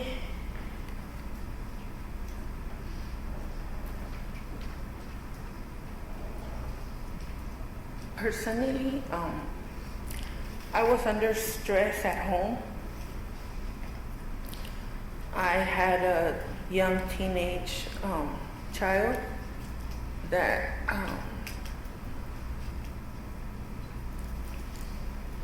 attempted to cut his wrist. He attempted to cut his wrist. And that summer, I was going through a lot of emotions. I probably should have took time off of work. And when the situation happened at work where I was asked to write the initial order, I didn't argue. I just said, no, I'm not going to. I didn't report the lady. I didn't do what I should have done, being a mandated reporter. I just refused to write the initial order. And when she said, she wrote it, and she said, when the medicine comes, surrender it to me, and I did. I was gonna go off for a few days, and I thought fixing the situation in my head at the time without making things bigger or making conflict at work, I would just write a DC order and send it to the pharmacy so that they wouldn't send any more medicine.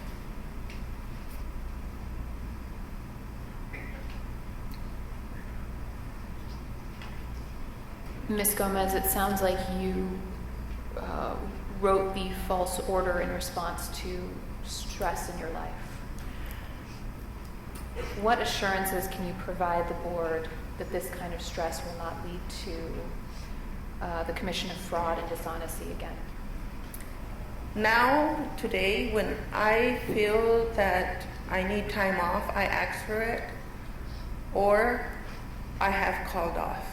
I talk to my boss, and I let them know I need a day or two off. Ms. Gomez, in your petition for reinstatement, you mentioned that there were financial pressures on you at the time you committed this fraud. Are there financial pressures on you right now? No, I don't have financial pressures. I had my personal, not financial. I'm sorry? I had personal issues, not financial.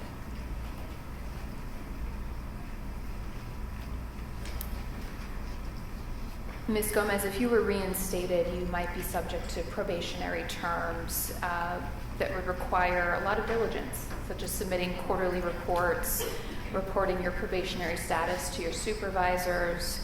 Do you believe you're capable of managing these kind of responsibilities? Yes, my employers are aware of my situation. And yes, I would be able to. No further questions at this time. Thank you. Okay, thank you. We'll open it up to board questioning now, beginning at my far right.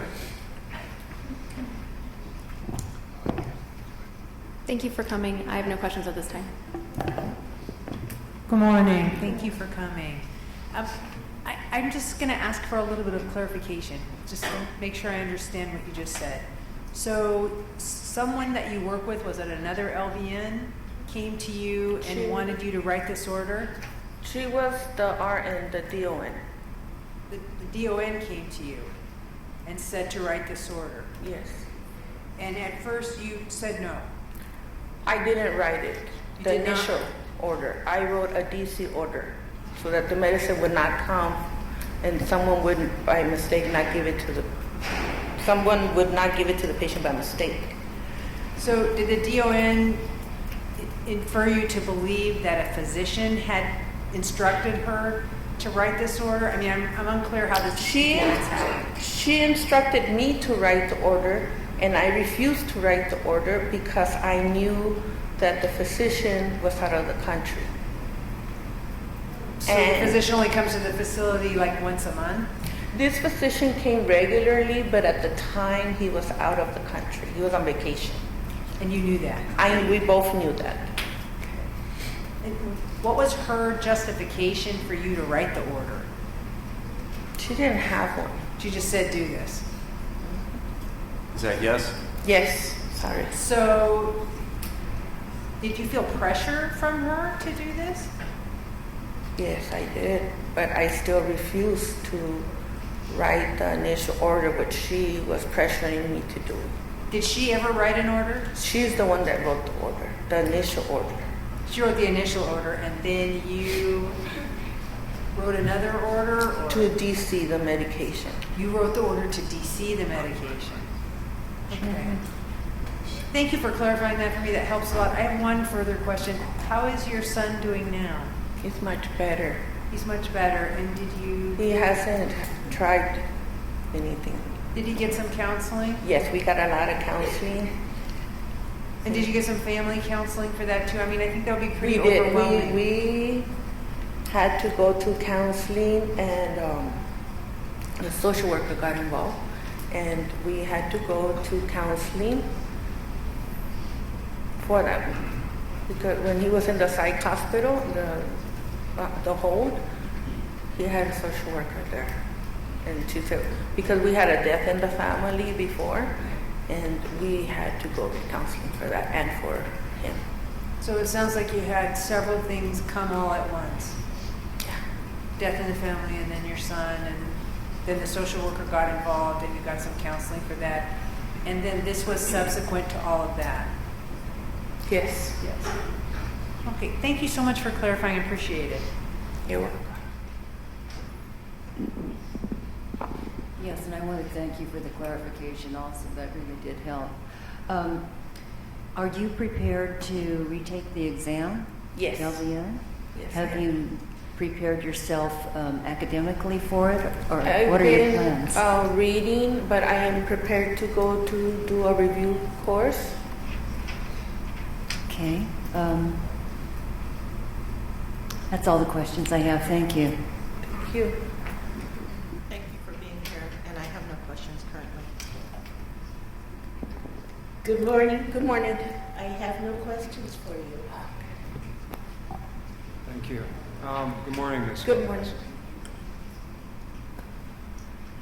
Suppose, assuming you are successful in getting your license reinstated, suppose there was a supervisor or other staff person who came to you and asked you to engage in similar conduct. How would you handle that situation? I would report because I am a mandated reporter. At this point, I don't care if they were to fire me, out of consequence, because it would be easier for me to look for a job than to lose my license again. Anything else? No. Like I said, I would report it. I would not participate. Well, how would you respond to the person in authority, the supervisor or another staff Oh, how person? would I respond? No, I'm not gonna do that. And I will have to report that you asked me to. All right, thank you, Your Honor. Good morning. I also like just a little bit more clarification. Yes. So, it's a little odd because normally these are narcotics or pain pills. These aren't. These are blood pressure pills and water pills. Were you aware that this was happening before, or did this person just suddenly show up and said, write this order? Were you aware that there was some scam going on for diverting No, I wasn't. at all before? At all. No, there was nothing. She just came to me and she said, I need you to write this order, but the patient already had like 5 blood pressure medications and she was always hypotension, and so I would hold the medication instead of giving it to her, and I told her no, because the patient's always hypo. I didn't even understand why the patient had so many blood pressure medications to begin with. Was it because they were being diverted to another staff? But they were in the drawer, medicine drawer. So I don't, my knowledge, I don't think so. Okay, so you said that you wrote the DC order. Were you ordered to write that DC? No. You did that, why? Because I was going off for 4 days. And the pharmacy had only sent like 2 or 3 days worth. And I said to myself, if this medication comes during the time that I'm not here, somebody might give it to the patient along with the other medication, or by accident, or if they don't check the blood pressure or whatever happened. I just thought it would be you're saying that you lost your license because you wrote a DC order to protect the patient? I lost my license because I didn't show up to the hearing. Oh, because you didn't show up to the hearing? Yes. Okay. I lost it because I moved and I didn't change my address. But this is all because you wrote a DC order Yes. to protect a patient, and you had no knowledge beforehand of this conspiracy to divert blood pressure medication. I lost my license because I wrote the DC order. Because I knew and I didn't say anything. Okay, and you didn't say anything about it. I'm sorry? And because she didn't say anything about it. I just want to say, we've had this discussion. It's easy to say that you should do the right thing when you're under pressure. It's hard to do. I recognize that. You said that at the time. I was scared that I would get fired, and at the time I didn't want to. I'm the only one that paid everything at home. Looking back, My bills and my rent. My kids depended on me at the time. and looking back, would it have been better to have been fired or to have the results that you had? Looking back, it would have been way better to be fired. Yeah. Okay. Lastly, you said that there was a lot of chaos in your life at the time this happened. Have you? And you mentioned you received some family counseling around your son. Did you receive any counseling for yourself? Yes, that was part of when the Child Protective Services came. They said that my son had unsolved issues, and that by talking to me, she realized that I had unsolved issue with my son's death, and that the only way she would close the case is if we both went to counseling. So you've received counseling, and do you receive counseling at this time? No. Okay. All right, thank you very much.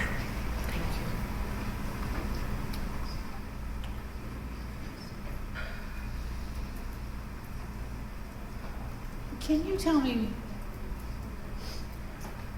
why what you did was wrong? Why what you did was wrong? What pieces of it were your responsibility, and what are the consequences to someone of what you did?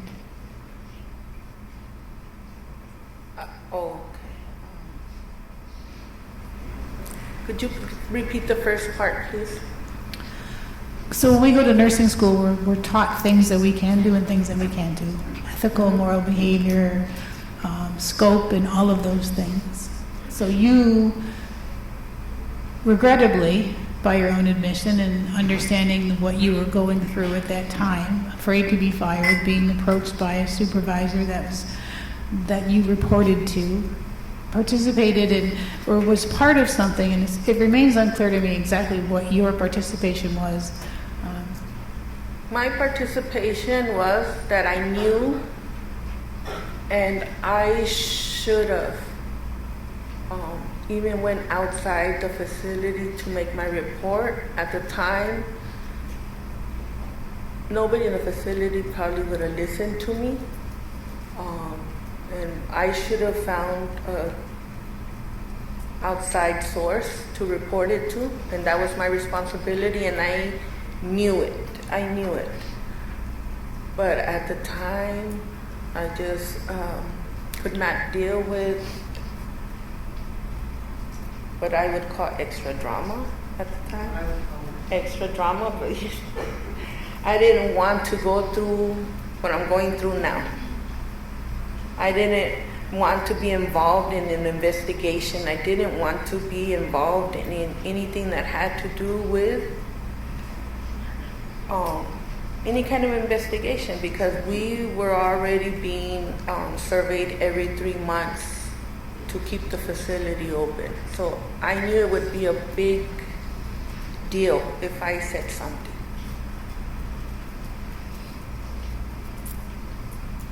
But that was that I did not say nothing, and that I went and I did a false order, which I shouldn't have, of the DC, the meds. So your participation, so you didn't write the order for the meds that the patient didn't need to come to the, No. you wrote an order for them to stop coming Yes. because you were going away for 4 days Yes. and you didn't want someone to inadvertently give the patient that medication. Yes. I understand that part. I guess where I'm searching for is you, by your own admission, and now new things have come to light. Your employer was being surveyed. There were a lot of drama going on. I guess what I'm looking for is by you making the decision to not get involved, and at this point, these are blood pressure medicines, you know, as my fellow board member was saying, usually these cases are around something other than blood pressure medicines. But by your not reporting that, you're actually somewhat not condoning the behavior, but ignoring the behavior. You could be the one person that stops a diversion that could have been going on for a long time, could have resulted in something horrific for past patients, for future patients. And so what I'm looking for, that's why I asked you the why of what you did was wrong. So Why, like you said, I could have stopped it. Maybe it was going on for a long time. I don't know. I know that something wasn't right in the facility because we were being surveyed every 3 months. Surveyed. There was, I don't remember which department would come in every 3 months and do survey, like to check the whole facility to make sure everything was running smoothly, to be able to keep it open. That's what I was told by my employers. and so I'm sorry for continuing to belittle this point, but you feel strong enough now that faced in a situation, if we were to give you your license back, faced in a situation where someone that was a superior or a coworker came to you and wanted you to participate in anything that you had a gut feeling was wrong, that you would be strong enough now to report it and not to participate in it because you didn't want to have any added drama. Yes, I am strong enough now because what could be worse than losing your license? In not having the money to provide for your family. And I would, like I said earlier, I would rather look for another job and go report it and look for another job than to ever be involved in anything like that again and lose my license. Thank you. Can I ask one final question, Your Honor? Once again, good afternoon now, Ms. Gomez. You indicated that the facility was being surveyed around every 3 months, is that right? Yes. All right, the accusation reflects probably about a 3-week period between July and August of 2011. So they must have been doing some kind of an investigation. How did this underlying scheme come to light? You didn't say anything. I don't know who said anything. I was approached by the owner. I see, and then that Then resulted he asked in your... me about it and I told him So then what that, was going on. So that resulted in your termination then? Yes. All right, thank you. Thank you, Your Honor.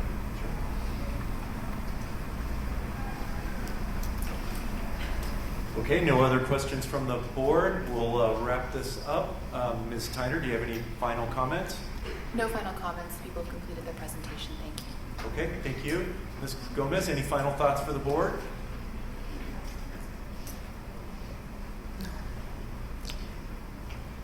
No. Okay, thank you. Thank you. The matter is submitted. The record is closed. We'll go off the record.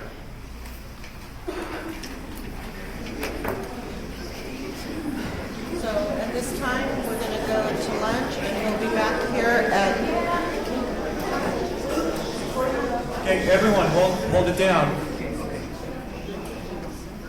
At this time, we're going to go to lunch and we'll be back at 1:15.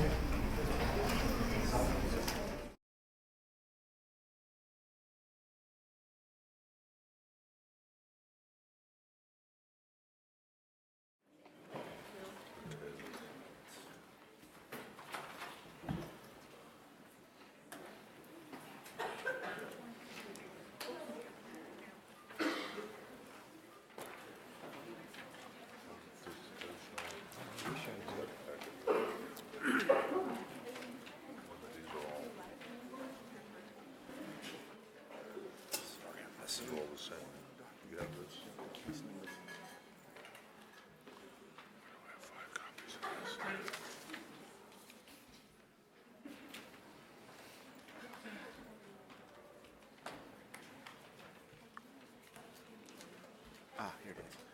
Okay, welcome back, everyone.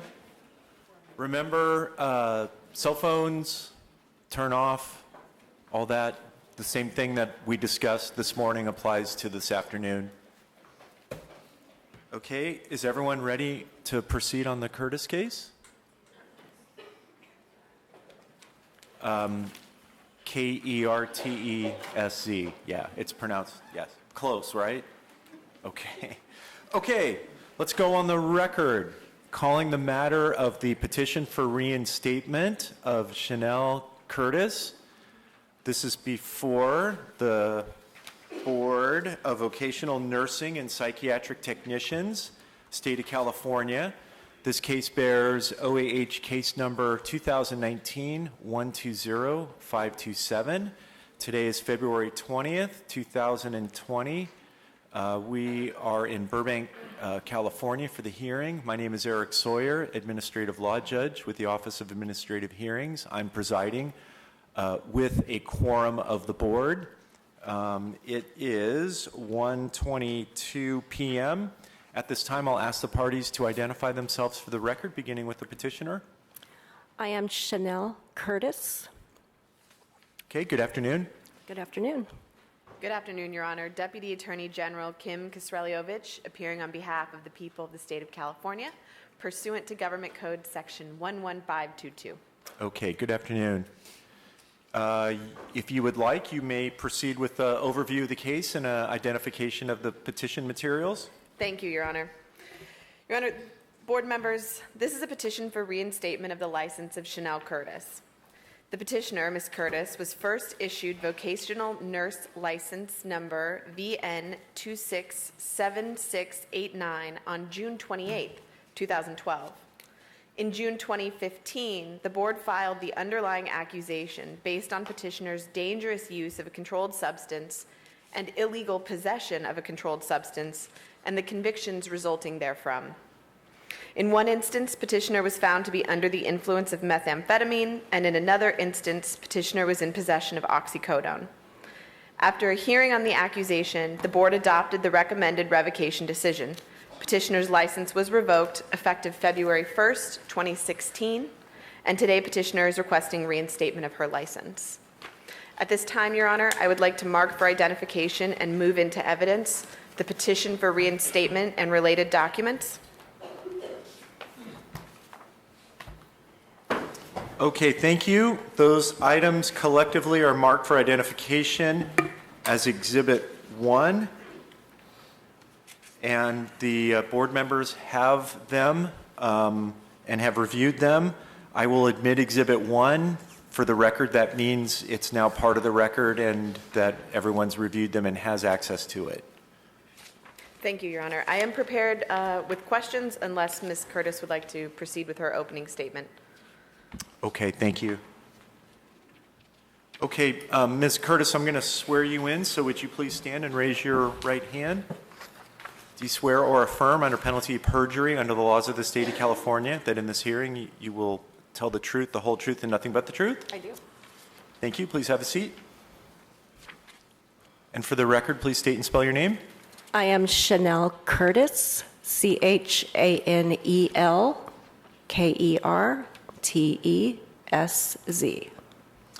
Okay. In addition to the petitions, I understand you have additional documents since you filed the petition that you would like the board to consider? That is correct. And I believe we all have copies of them here. Can you briefly run us through what these are? Yes, it's supporting documentation for my petition. Supporting my petition, I have some CEUs that I completed for LVN.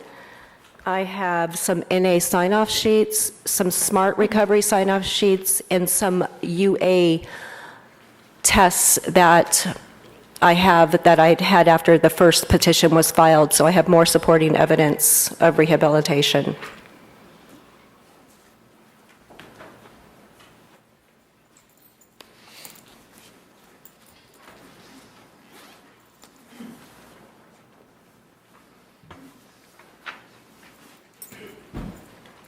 Okay, so the first few pages were the continuing education certificates. Yes. Okay, I'm going to mark these collectively as Exhibit 2. Then I see next, it appears to be a reference letter from Jill Angove. That is correct. Angove. And what is her relationship to you? I worked with her father. He was a doctor in San Diego, and she was the surviving daughter. And she gave me a recommendation because I worked very well with her father. Okay, I'll mark this for identification as Exhibit 3.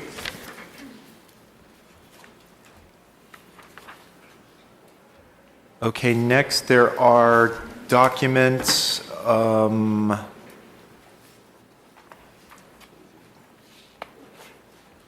from an entity that's located on El Cajon Boulevard. What are these? These are UAs. I have completed a recovery program. It was an intensive outpatient program. It was a 6-month program that I completed and graduated that. As the board members have that information, I am currently doing a maintenance program with them to where I go 3 days a week to group, Monday, Tuesday, and Wednesday, an hour a day, and we also they do a case-by-case UA testing as needed. So these would be, these are what these are from. Okay, thank you. What's the name of the entity again? Solutions for Recovery. They're in San Diego.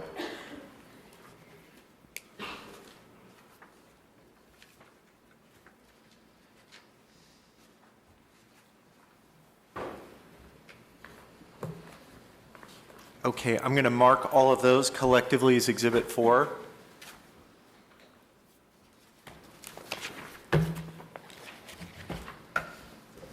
Okay, and then I believe the rest of what we have here are the verification sheets. That is correct.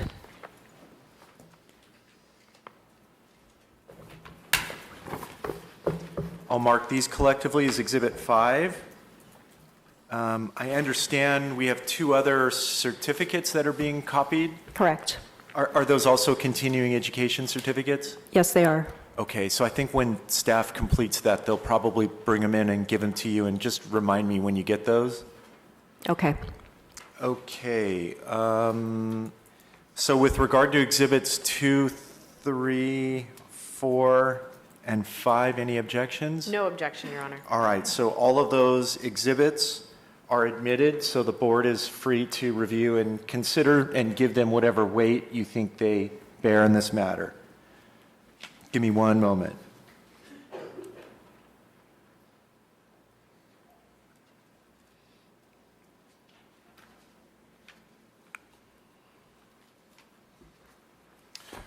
Okay, Ms. Curtis, as I indicated before, the board has reviewed the petition and what you had filed before. They'll be reviewing these documents later when they meet and deliberate on your matter. Is there anything else that you would like the board to know about your situation? Yes, I'm very happy to be here. I'm very excited. I guess I'll just make an opening statement. I'm here by myself. My situation is a little bit more atypical to the other petitioners that came up here. At the time during when this was happened to me, I had never had a background of any type of drug use or ETOH use at all. I'm sorry. Can you slow down a little? Yes.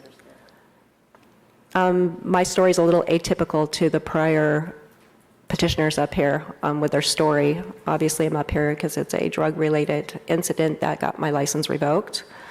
Prior to these arrests, I'd started late in life with this, and it was simply a coping mechanism. I never had a history with ETOH or any type of drug use. I don't smoke marijuana, nor cigarettes, nor vape.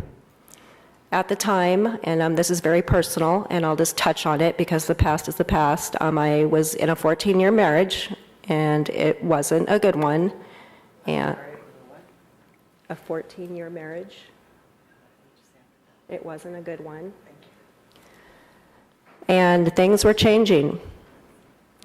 And I got deceived, and I got conned financially a lot of money. I was married to a very wealthy man, and I walked away with nothing, so I could not cope. So since then, I have radically changed my life, and I'm really proud of it. I've made some major changes. I'm doing it on my own. I make strong, safe decisions today. Daily, I work on my self-care, everything that's going to make me safe and healthy. And it's just amazing where 5 years ago, where I was then and where I am now. I'm really happy about it. I've had a lot of growth, and it feels really good. I am a Jewish person, so I'm very big into my community. So as being a nurse, that's how I give back to the community. I love working with the geriatrics. I get along well with them, and it is an honor to help them in their life. Little things make a huge difference sometimes in someone's life when they need help. It really does. So I want to be a part of the change in the world because there is a lot of hope for humanity, and I have compassion, and I have ethics, and I have moral integrity, and I'm not a liar, and I'm very proud of where I am today compared to where I was 5 years ago. I was in a long-term relationship with someone. I traveled the world, and I was living just for that person. Everything was for them. I didn't get to do anything for myself, so I broke that, and I'm moving forward. It's onward and forward, and I feel really good about it. I feel really strong, and I'm very confident, and I'm putting it into action by being here, and every day I'm making a strong, safe decision for myself. Hang around healthy people that want the best for me psychologically, physically, positive people that are winners. Nursing is very important to me. I've kept up. I have all my books from when I was in school. I frequently read the med-surg book. I read my pharmacology book. I'm a nerd. I love nursing. I love healthcare. I'm a Mensa member, so we frequently meet in San Diego and talk about things that are related, like on a cellular biochem level, that somewhat is applicable to nursing, probably a little bit above that scope, but I love nursing, everything about it, and it's right here. It's more than just regaining the license. It's, part of your soul. It's just who you are, so you just do the right thing and you make the steps to move forward. Life happens, and then you make changes, and you grow. I think the other documents that were being copied are back? Yes. Okay. Do you want me to hand them out? Yes, please.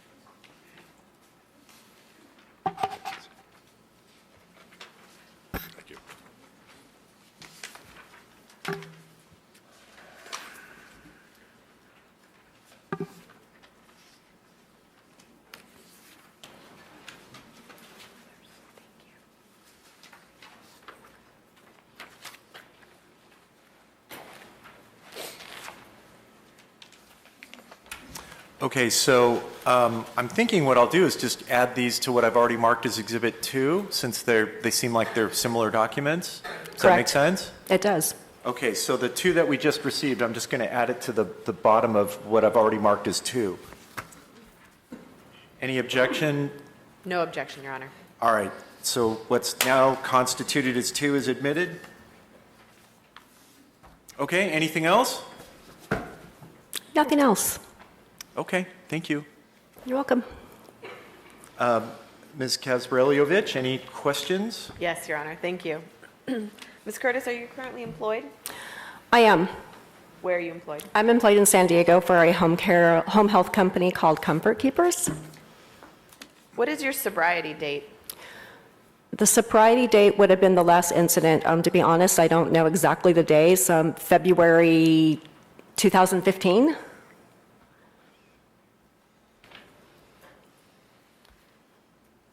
You said that you did an intensive outpatient treatment and you're currently in a maintenance program? That is correct. I graduated a 6-month program, and you have information of that in the packet. And I am currently in their maintenance program. They do it, you get, once you completed the 6-month program, you can go back for 3 to 6 months. And I do this to keep strong and healthy. And I go Monday, Tuesday, and Wednesday, and it's a 1-hour group meeting. 1-hour group meeting. You also said that the documents which were provided from Solutions for Recovery that are evidence of your urinalysis testing, you said that's done on a case-by-case basis as needed. Why do you think it was needed in your case? When you have UAs prior to these, when I was in the 6-month program, they did them every week.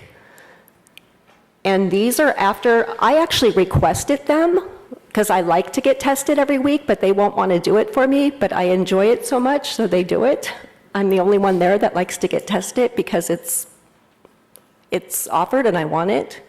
So I kind of asked them to do it, and my counselor maybe is nice to me and does it because I enjoy it. Thank you. At your hearing in the underlying disciplinary matter, you testified that you were not a drug addict and that you simply made some bad decisions. Do you still believe that that's true?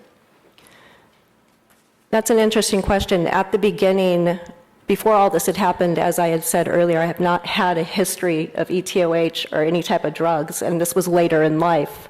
And simply, at that time, it was the right thing to do. I simply could not cope. I was overwhelmed. Okay. Is this better? Okay. It was a coping mechanism at the time. Emotionally, I was just overwhelmed with betrayal, and my whole life, literally my whole life had changed. With someone that all I pretty much, in my life, it was just the person I was married to, my dad and my brother, and things significantly changed. People that I thought were my friends, well, they really weren't. And that's when you realize, the ones that you're closest to sometimes hurt you the most. So that's what, at the time, that's what happened. And I definitely will always stay in recovery, but there are people who have been using drugs and alcohol years and stealing and lying and in jails. That wasn't me, but still I made a bad decision, and it was a bad decision because it harmed me physically and mentally, and it's unsafe and it's illegal. Thank you. Nothing further, Your Honor. Okay, thank you. We'll open up for board questions, beginning at my far left. Good afternoon. Good I afternoon. want to revisit a little bit more about some of the statements that you've made. You said that it was a coping mechanism, that you started doing alcohol or drugs later in life. And you've made mention of the fact that you were in a 14-year bad marriage. Was it your ex-husband that was abusive to you? Yes, he was. Okay. And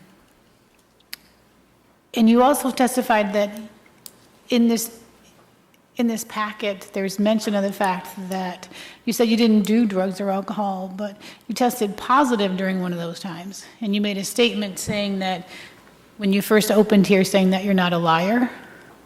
So how can you make the statement that you were living with someone that was abusing you, and I think this might have been a person after your husband, you weren't doing drugs, he was doing drugs, but he was abusing you. So which is the... He was the drug user, the person after. It's a very complicated situation. But you said that you weren't doing drugs. That is correct. But you tested positive. On those 2 incidents, yes. So how can it be then that you can state a statement that you're not doing drugs but then test positive and make the statement that you're not a liar? Well, just as I said before, there were those 2 incidents, and it was what it was. I Okay, guess so- to answer your question, I'm taking accountability for what I did.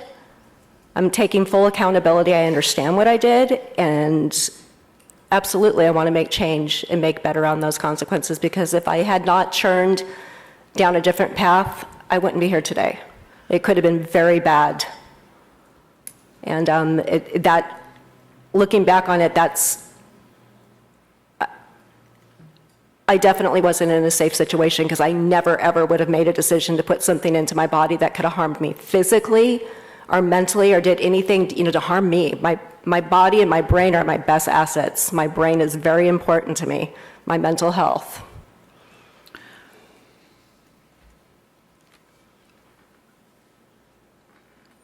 So to clarify.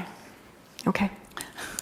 You're saying that, and this is in regard to the arrest in February of 2014, that you're testifying now that you were not taking drugs at that time, that it was your boyfriend that was taking drugs. My boyfriend wasn't with me at the time of these arrests. And to be honest, it was so long ago, and it's all negative, and it's in the past. I can't remember the exact details of that. To be honest, I try to move forward and focus on new connections in my brain. I'm really big into neuroplasticity because it's very negative. But he wasn't with me during those times of those arrests. Okay. I understand that it's negative, but we do have to get a basis here. I understand. So,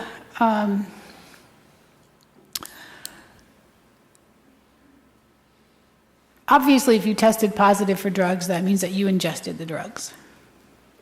Yes. Okay. And I believe what I'm hearing you say is that it's not your history, it's not your pattern, you're not a long-term drug user. This was a late-in-life situation that you used this as a coping mechanism. That is correct. Okay.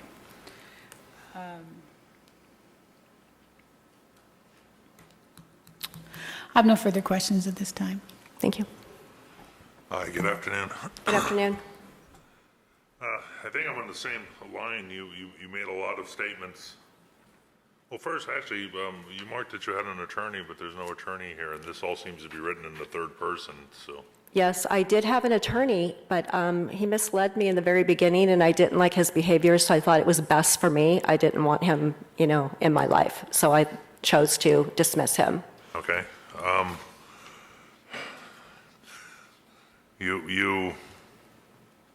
Are you or aren't you an addict or an alcoholic?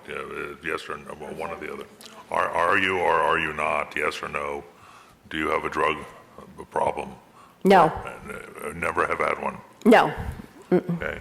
You do go to a recovery programs. You do that because it's court ordered or because you thought it would be good for this hearing? Why do you choose then to attend? Because it's a healthy thing to do. I took a substance that was very dangerous for me, and I've learned a lot from these schools, and it's knowledge.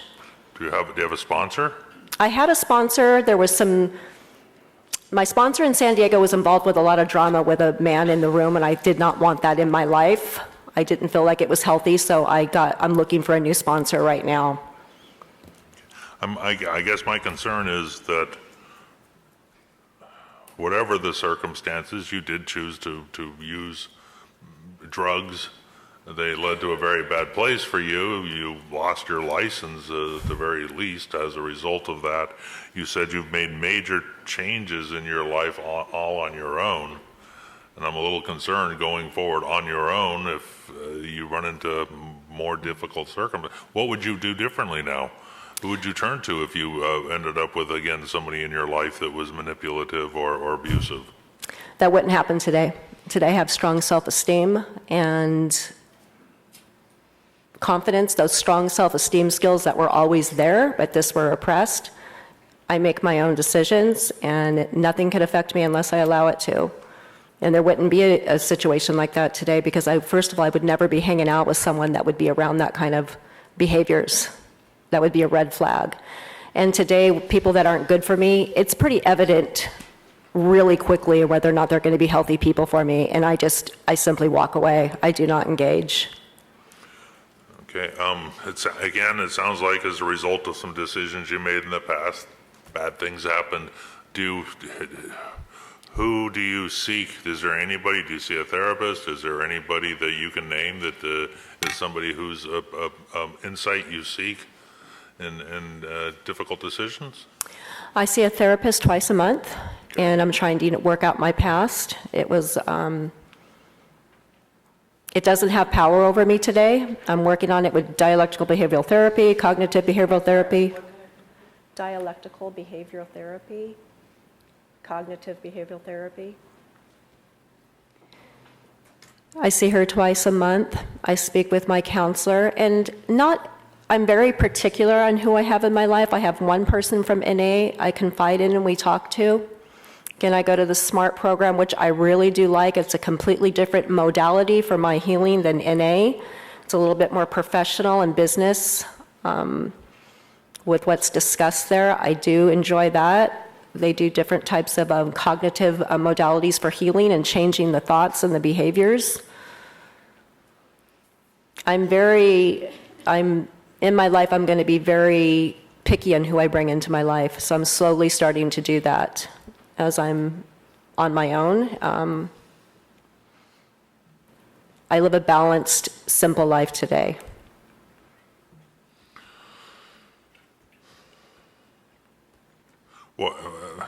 Why did you choose then in the past to use these drugs? It's a pretty extensive, with methamphetamines and looks like some lorazepam and diazepam. The lorazepam was prescribed by a cardiologist, and that was just, for PRN, anxiety, like an occasional PVC that would cause me anxiety, benign PVC. I guess I'm asking, what was it stress that led you to? You said you used it for a coping mechanism. I guess my concern is in the nursing field, you're going to be exposed to stressful situations and medications. And I need to know that you're not going to make the same decisions, that you're not going to succumb to outside pressures and choose again to do something harmful. I understand. It wasn't stress that I was going through. It was basically finding out the person that I was with for 14 years, and I was a housewife. I was married to someone, he lived in Saudi Arabia. He lived in Saudi Arabia. So I did everything. I managed the rental units. I did everything around the house. Everything was for him. And I found out some horrible things. I had been betrayed. I got conned out, as I said, a lot of money. He was a very wealthy man, and it was just too much to deal with at the time.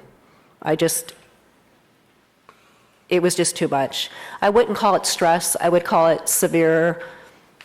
It was painful, and I didn't know how to handle those emotions. And I'm still in a healing process. I'm gone through all the stages of healing, but I'm still working on, getting rid of some of it. But that doesn't have an effect on me today. I don't let stress build up. I make healthy decisions in a balanced way so where it doesn't get to that, because life's going to happen. I can't control life or other people, but I'm a healthy, intelligent adult to where I'm able to function in my life and to help other people out. Lastly, you will have to retest, it looks like, if we were to choose to return your license. Are you prepared for that? I would be prepared to take NCLEX. And do you have a job prospect as an LVN right now? Not at this time. I would really like to get on with Kaiser, with hospice, part-time, maybe per diem. I would really like to do that. I know a few Kaiser hospice nurses, and they've told me to come on over when I get reinstated. But that would be something that I would be looking to do, or possibly home health. You would have an obligation to work 20 hours a week. Absolutely. And you're prepared to do that? 20 hours, absolutely. Okay, thank you. You're welcome. Good afternoon, Ms. Curtis. Good afternoon. In your petition for reinstatement, the application or petition in chief is primarily blank, and we're referred to the attachments. And there are some areas that I was curious about. When did you actually last work in vocational nursing? It was a bit. It was a while ago. Right after I got out of school, I worked subacute. Maybe 3 months after I got my license, maybe 3 to 6 months, exactly the dates, to be honest, I don't remember. I did work subacute. So what year would that have been approximately? Maybe in January after I got licensed in July or June. So what year would that have been? 13? So you have not worked in nursing since 2013? Not in the capacity as an LVN, no. Okay, if I could draw your attention to the proposed decision that was adopted by this board. The hearing date was October 19th, 2015.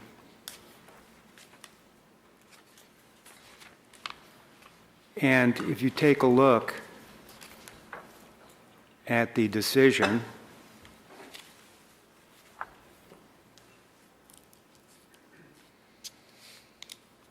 What page is that? it's page 4 of the proposed decision, paragraph 12.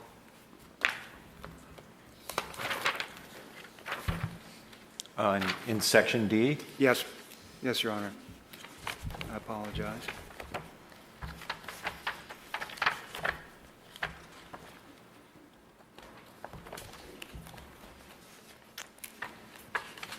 Paragraph 11, with regard, do you see that? I'm looking. I'm not finding it. Okay.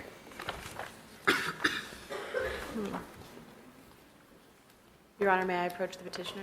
Yes, please, thank you.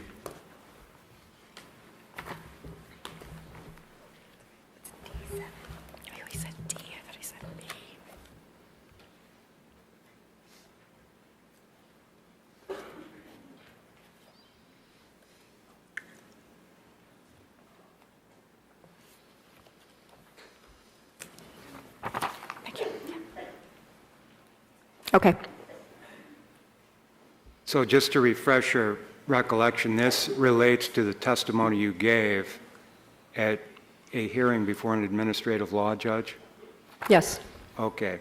Paragraph 11, with regard to her arrest on February 14th, 2014, and her resulting conviction, respondent stated she was not taking drugs at that time, but was being abused by her boyfriend who was taking drugs.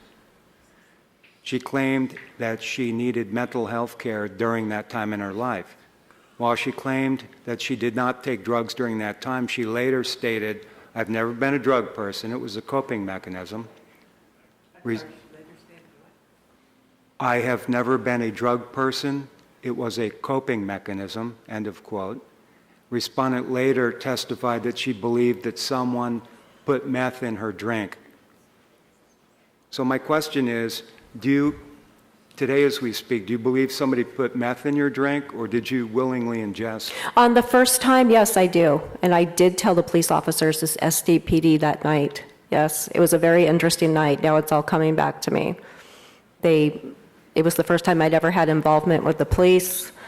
They were unsure if they were going to make an arrest. And yes, that was the situation. I was at a bar that night. Again, this was so long ago that the exact events are maybe going to be hard to remember. Okay, so my question is, do you believe somebody put meth in your drink, or did you willingly ingest? I think the first time someone put it in my drink. Okay, paragraph 12. With regard to her arrest in March 22nd, 2015, and her resulting conviction, respondent testified that she left her abusive boyfriend in early 2015 and was living in her car. Respondent stated that on March 22nd, 2015, she was sitting in her car wearing bathing suit bottoms. She denied being naked from the waist down and denied that she had taken any drugs that day. With regard to this conviction, respondent stated, "I don't know what constitutes an addict, but I am not an addict." I don't remember saying that, to be honest with you. Very well. She stated that she simply made bad decisions because of the man I was with. She stated that she was bullied into pleading guilty for this conviction. So my question to you is, were you under the influence on March 22nd, 2015?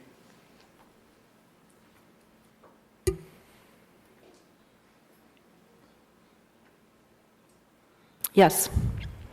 All right. Thank you, Your Honor.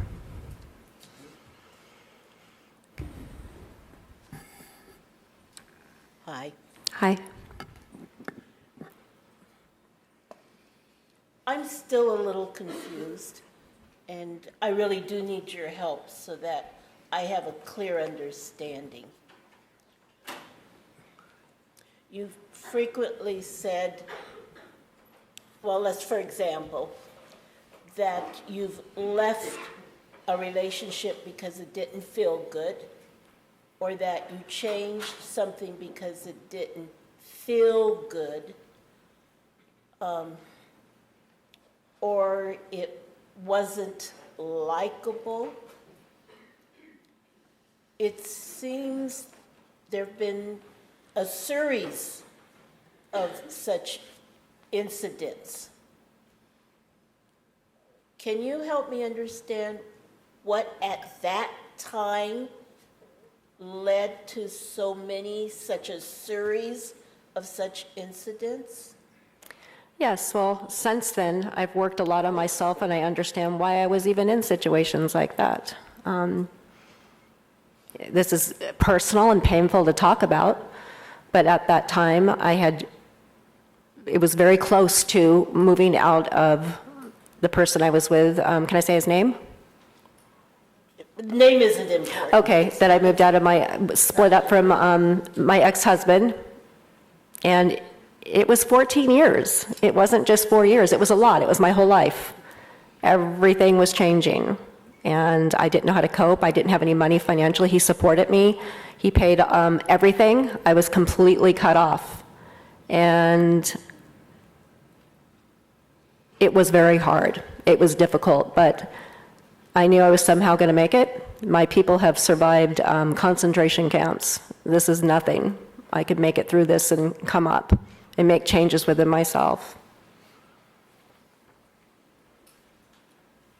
So the breakup is what has created all of the similar incidents? Is that what you're telling us? You're talking about the 2 incidents and what we have here?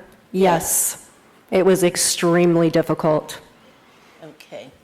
Yes. And I want to make sure I'm clearly hearing. You've been asked several times, did you take any drugs? The second time, yes. The first time, no. Have Not- there been other instances where you used drugs and or alcohol as a coping mechanism? No. So when we asked you about a sobriety date, do you believe you would have one or there is one? Absolutely. The sobriety date was the last time that I had the incident with the San Diego Police Department. That was the last day. Can you tell us the month at least in the year? March 2015. I know that people in NA really hold on to those sobriety dates, and it's a very serious thing because it's caused me to be here, so it's very serious. And I do take it very seriously, but I really put my focus on not so much a date, but the actions, the changes I was going to make to move forward. Given what you just said, am I to understand you will never use drugs or alcohol in the future? That is correct. I will not. What would you say would be your means of dealing with or coping with circumstances from now on into the future, if you had a trigger moment? Triggering moments for me aren't really something that would make me, first of all, my situation, my life is completely different to when it was in these incidents. I do not have people in my life like this last person, and they would not be in my life. Triggers for me are when I think about money financially, that I got conned out of a lot of money. That's when it makes me angry and upset. And if I were to go and use drugs, that would be an irrational decision. I would not be using my prefrontal cortex. It would defy logic. And I value my life and who I am. I value myself. I have self-esteem. My self-esteem wouldn't allow it. That would be a terrible decision. I'm not in that thinking capacity today to be doing something like that, nor would I want to be around anybody that was doing that. So if you're under stress or you're angry, your coping mechanism would be? My coping mechanisms, I exercise, I'm in a book club, I do mindful yoga, I breathe, I think about how far I've come, I love to make jewelry, I engage with Mensa members. It's a club, it's a scholastic club in San Diego. We meet, we talk about various topics. I like to keep myself busy daily.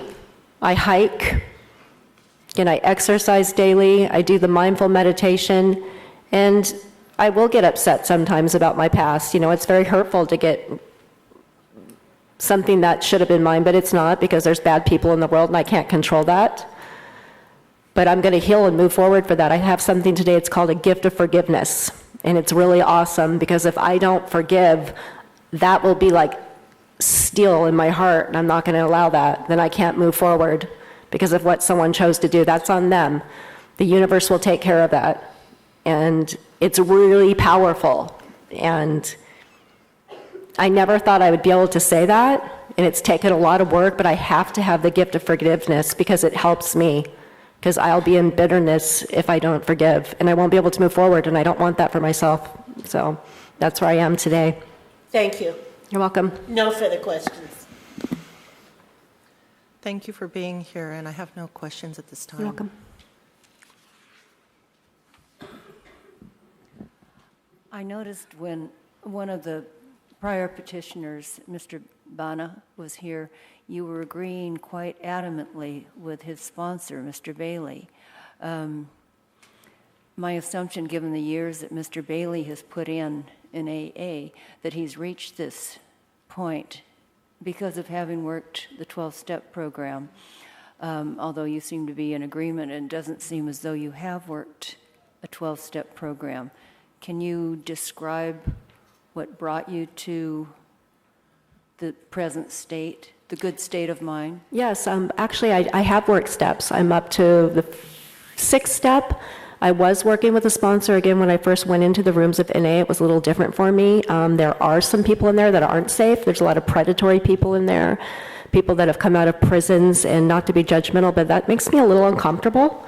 But there's all different types of people from all different lives in there, and the people I want to be around are people that have gone to college, have degrees, run businesses, that don't have a jail background. I was working with a sponsor, and as I said, there was a situation involving a man in there. She's a married woman, and there was drama, and I thought it was best to dismiss her because I do not want to be involved in that. But I do have all the books, and to me, the steps of NA, it's kind of reflects, not to be religious. The Torah talks about a lot of it. It's kind of applied. It's cognitive behavioral therapy is what I think the 12 steps are. For me, it's a change of thinking. You go within, because that's where it all begins. It all starts with me. It's not my ex-husband. It's not the drugs. It's not other people. It all comes from me, and it's helped me to realize why I am the way I am, things I've done. I mean, I've had a special childhood. I had a very difficult mother, so it all makes sense. And it feels good to finally heal from that and understand why things were the way they were, and it happens. And I forgive and I move forward, and I want to, move on with my life. And it's pretty awesome. It's cool because I've never actually felt this good before. When I was married, I never felt this good, and I used to be rich. So I am rich now in the heart. So I am looking for a sponsor. Again, as I said, I'm very particular. I want them to meet my levels of what I want, someone that's going to be in my life. If I'm going to be calling them, or if they're going to have access to calling me, I'm going to bring someone into my life. I want to make sure that, we're going to meet each other's expectations. But I'm very open to working steps because I think that they do work, because when you really work and you're really making change, it's hard work, and I'm worth it. Okay, thank you. Good afternoon. Good afternoon. Thank you for being here. You're welcome. I just have a couple of questions. Are you actively involved in a synagogue? I'm shopping for a temple right now in San Diego. I have one in mind. I could tell just by some of the things that you were saying, and alluded to, like a Rosh Hashanah and some Shalom. of those things. Yeah, absolutely. So you understand that you'll have to take the boards again. You're good with that. You've kind of given some thought to what you might like to do as far as continuing in hospice. And hospice can be very stressful. Things in place that will keep you buoyed up inside while you're dealing with people that are dying. Can I answer? Yes, please. I think the patients are wonderful to work with. What I find difficult, to be very honest with you, is the family. I'll be very honest. The patients, actually, some of them are very delightful to work with because you're with someone in their last moments, and I know what makes them comfortable. And when they look at you and you're making them comfortable, that is awesome. I mean, it's powerful stuff. Sometimes the patient's families, daughters, husbands, or whatever, the whole crew, they're all on different pages psychologically. A lot of them are in denial. And it's having to teach them, to gently teach them. I could only suggest and show compassion and listen. I don't hold judgment. I don't bully. I don't tell someone what to do. I just gently listen, and I'm there. And my primary focus is for, the care and comfort of the patient. The care and comfort is primarily for the patient. Thank you. I have no further questions. You're welcome. Thank you for presenting today and coming prepared. I have no questions, though. Thank you. Okay, the board's concluded its questions, so any final comments, Ms. Kazreliovich? No, Your Honor, the people have concluded their presentation. Okay, thank you. Ms. Curtis, any final thoughts for the board? No. Okay, thank you all very much. The matter is submitted. The record is closed. We'll go off the record. Thank you. Thank you. Thank you. Okay, we'll have a 5-minute recess, and then we'll have the Leon matter next.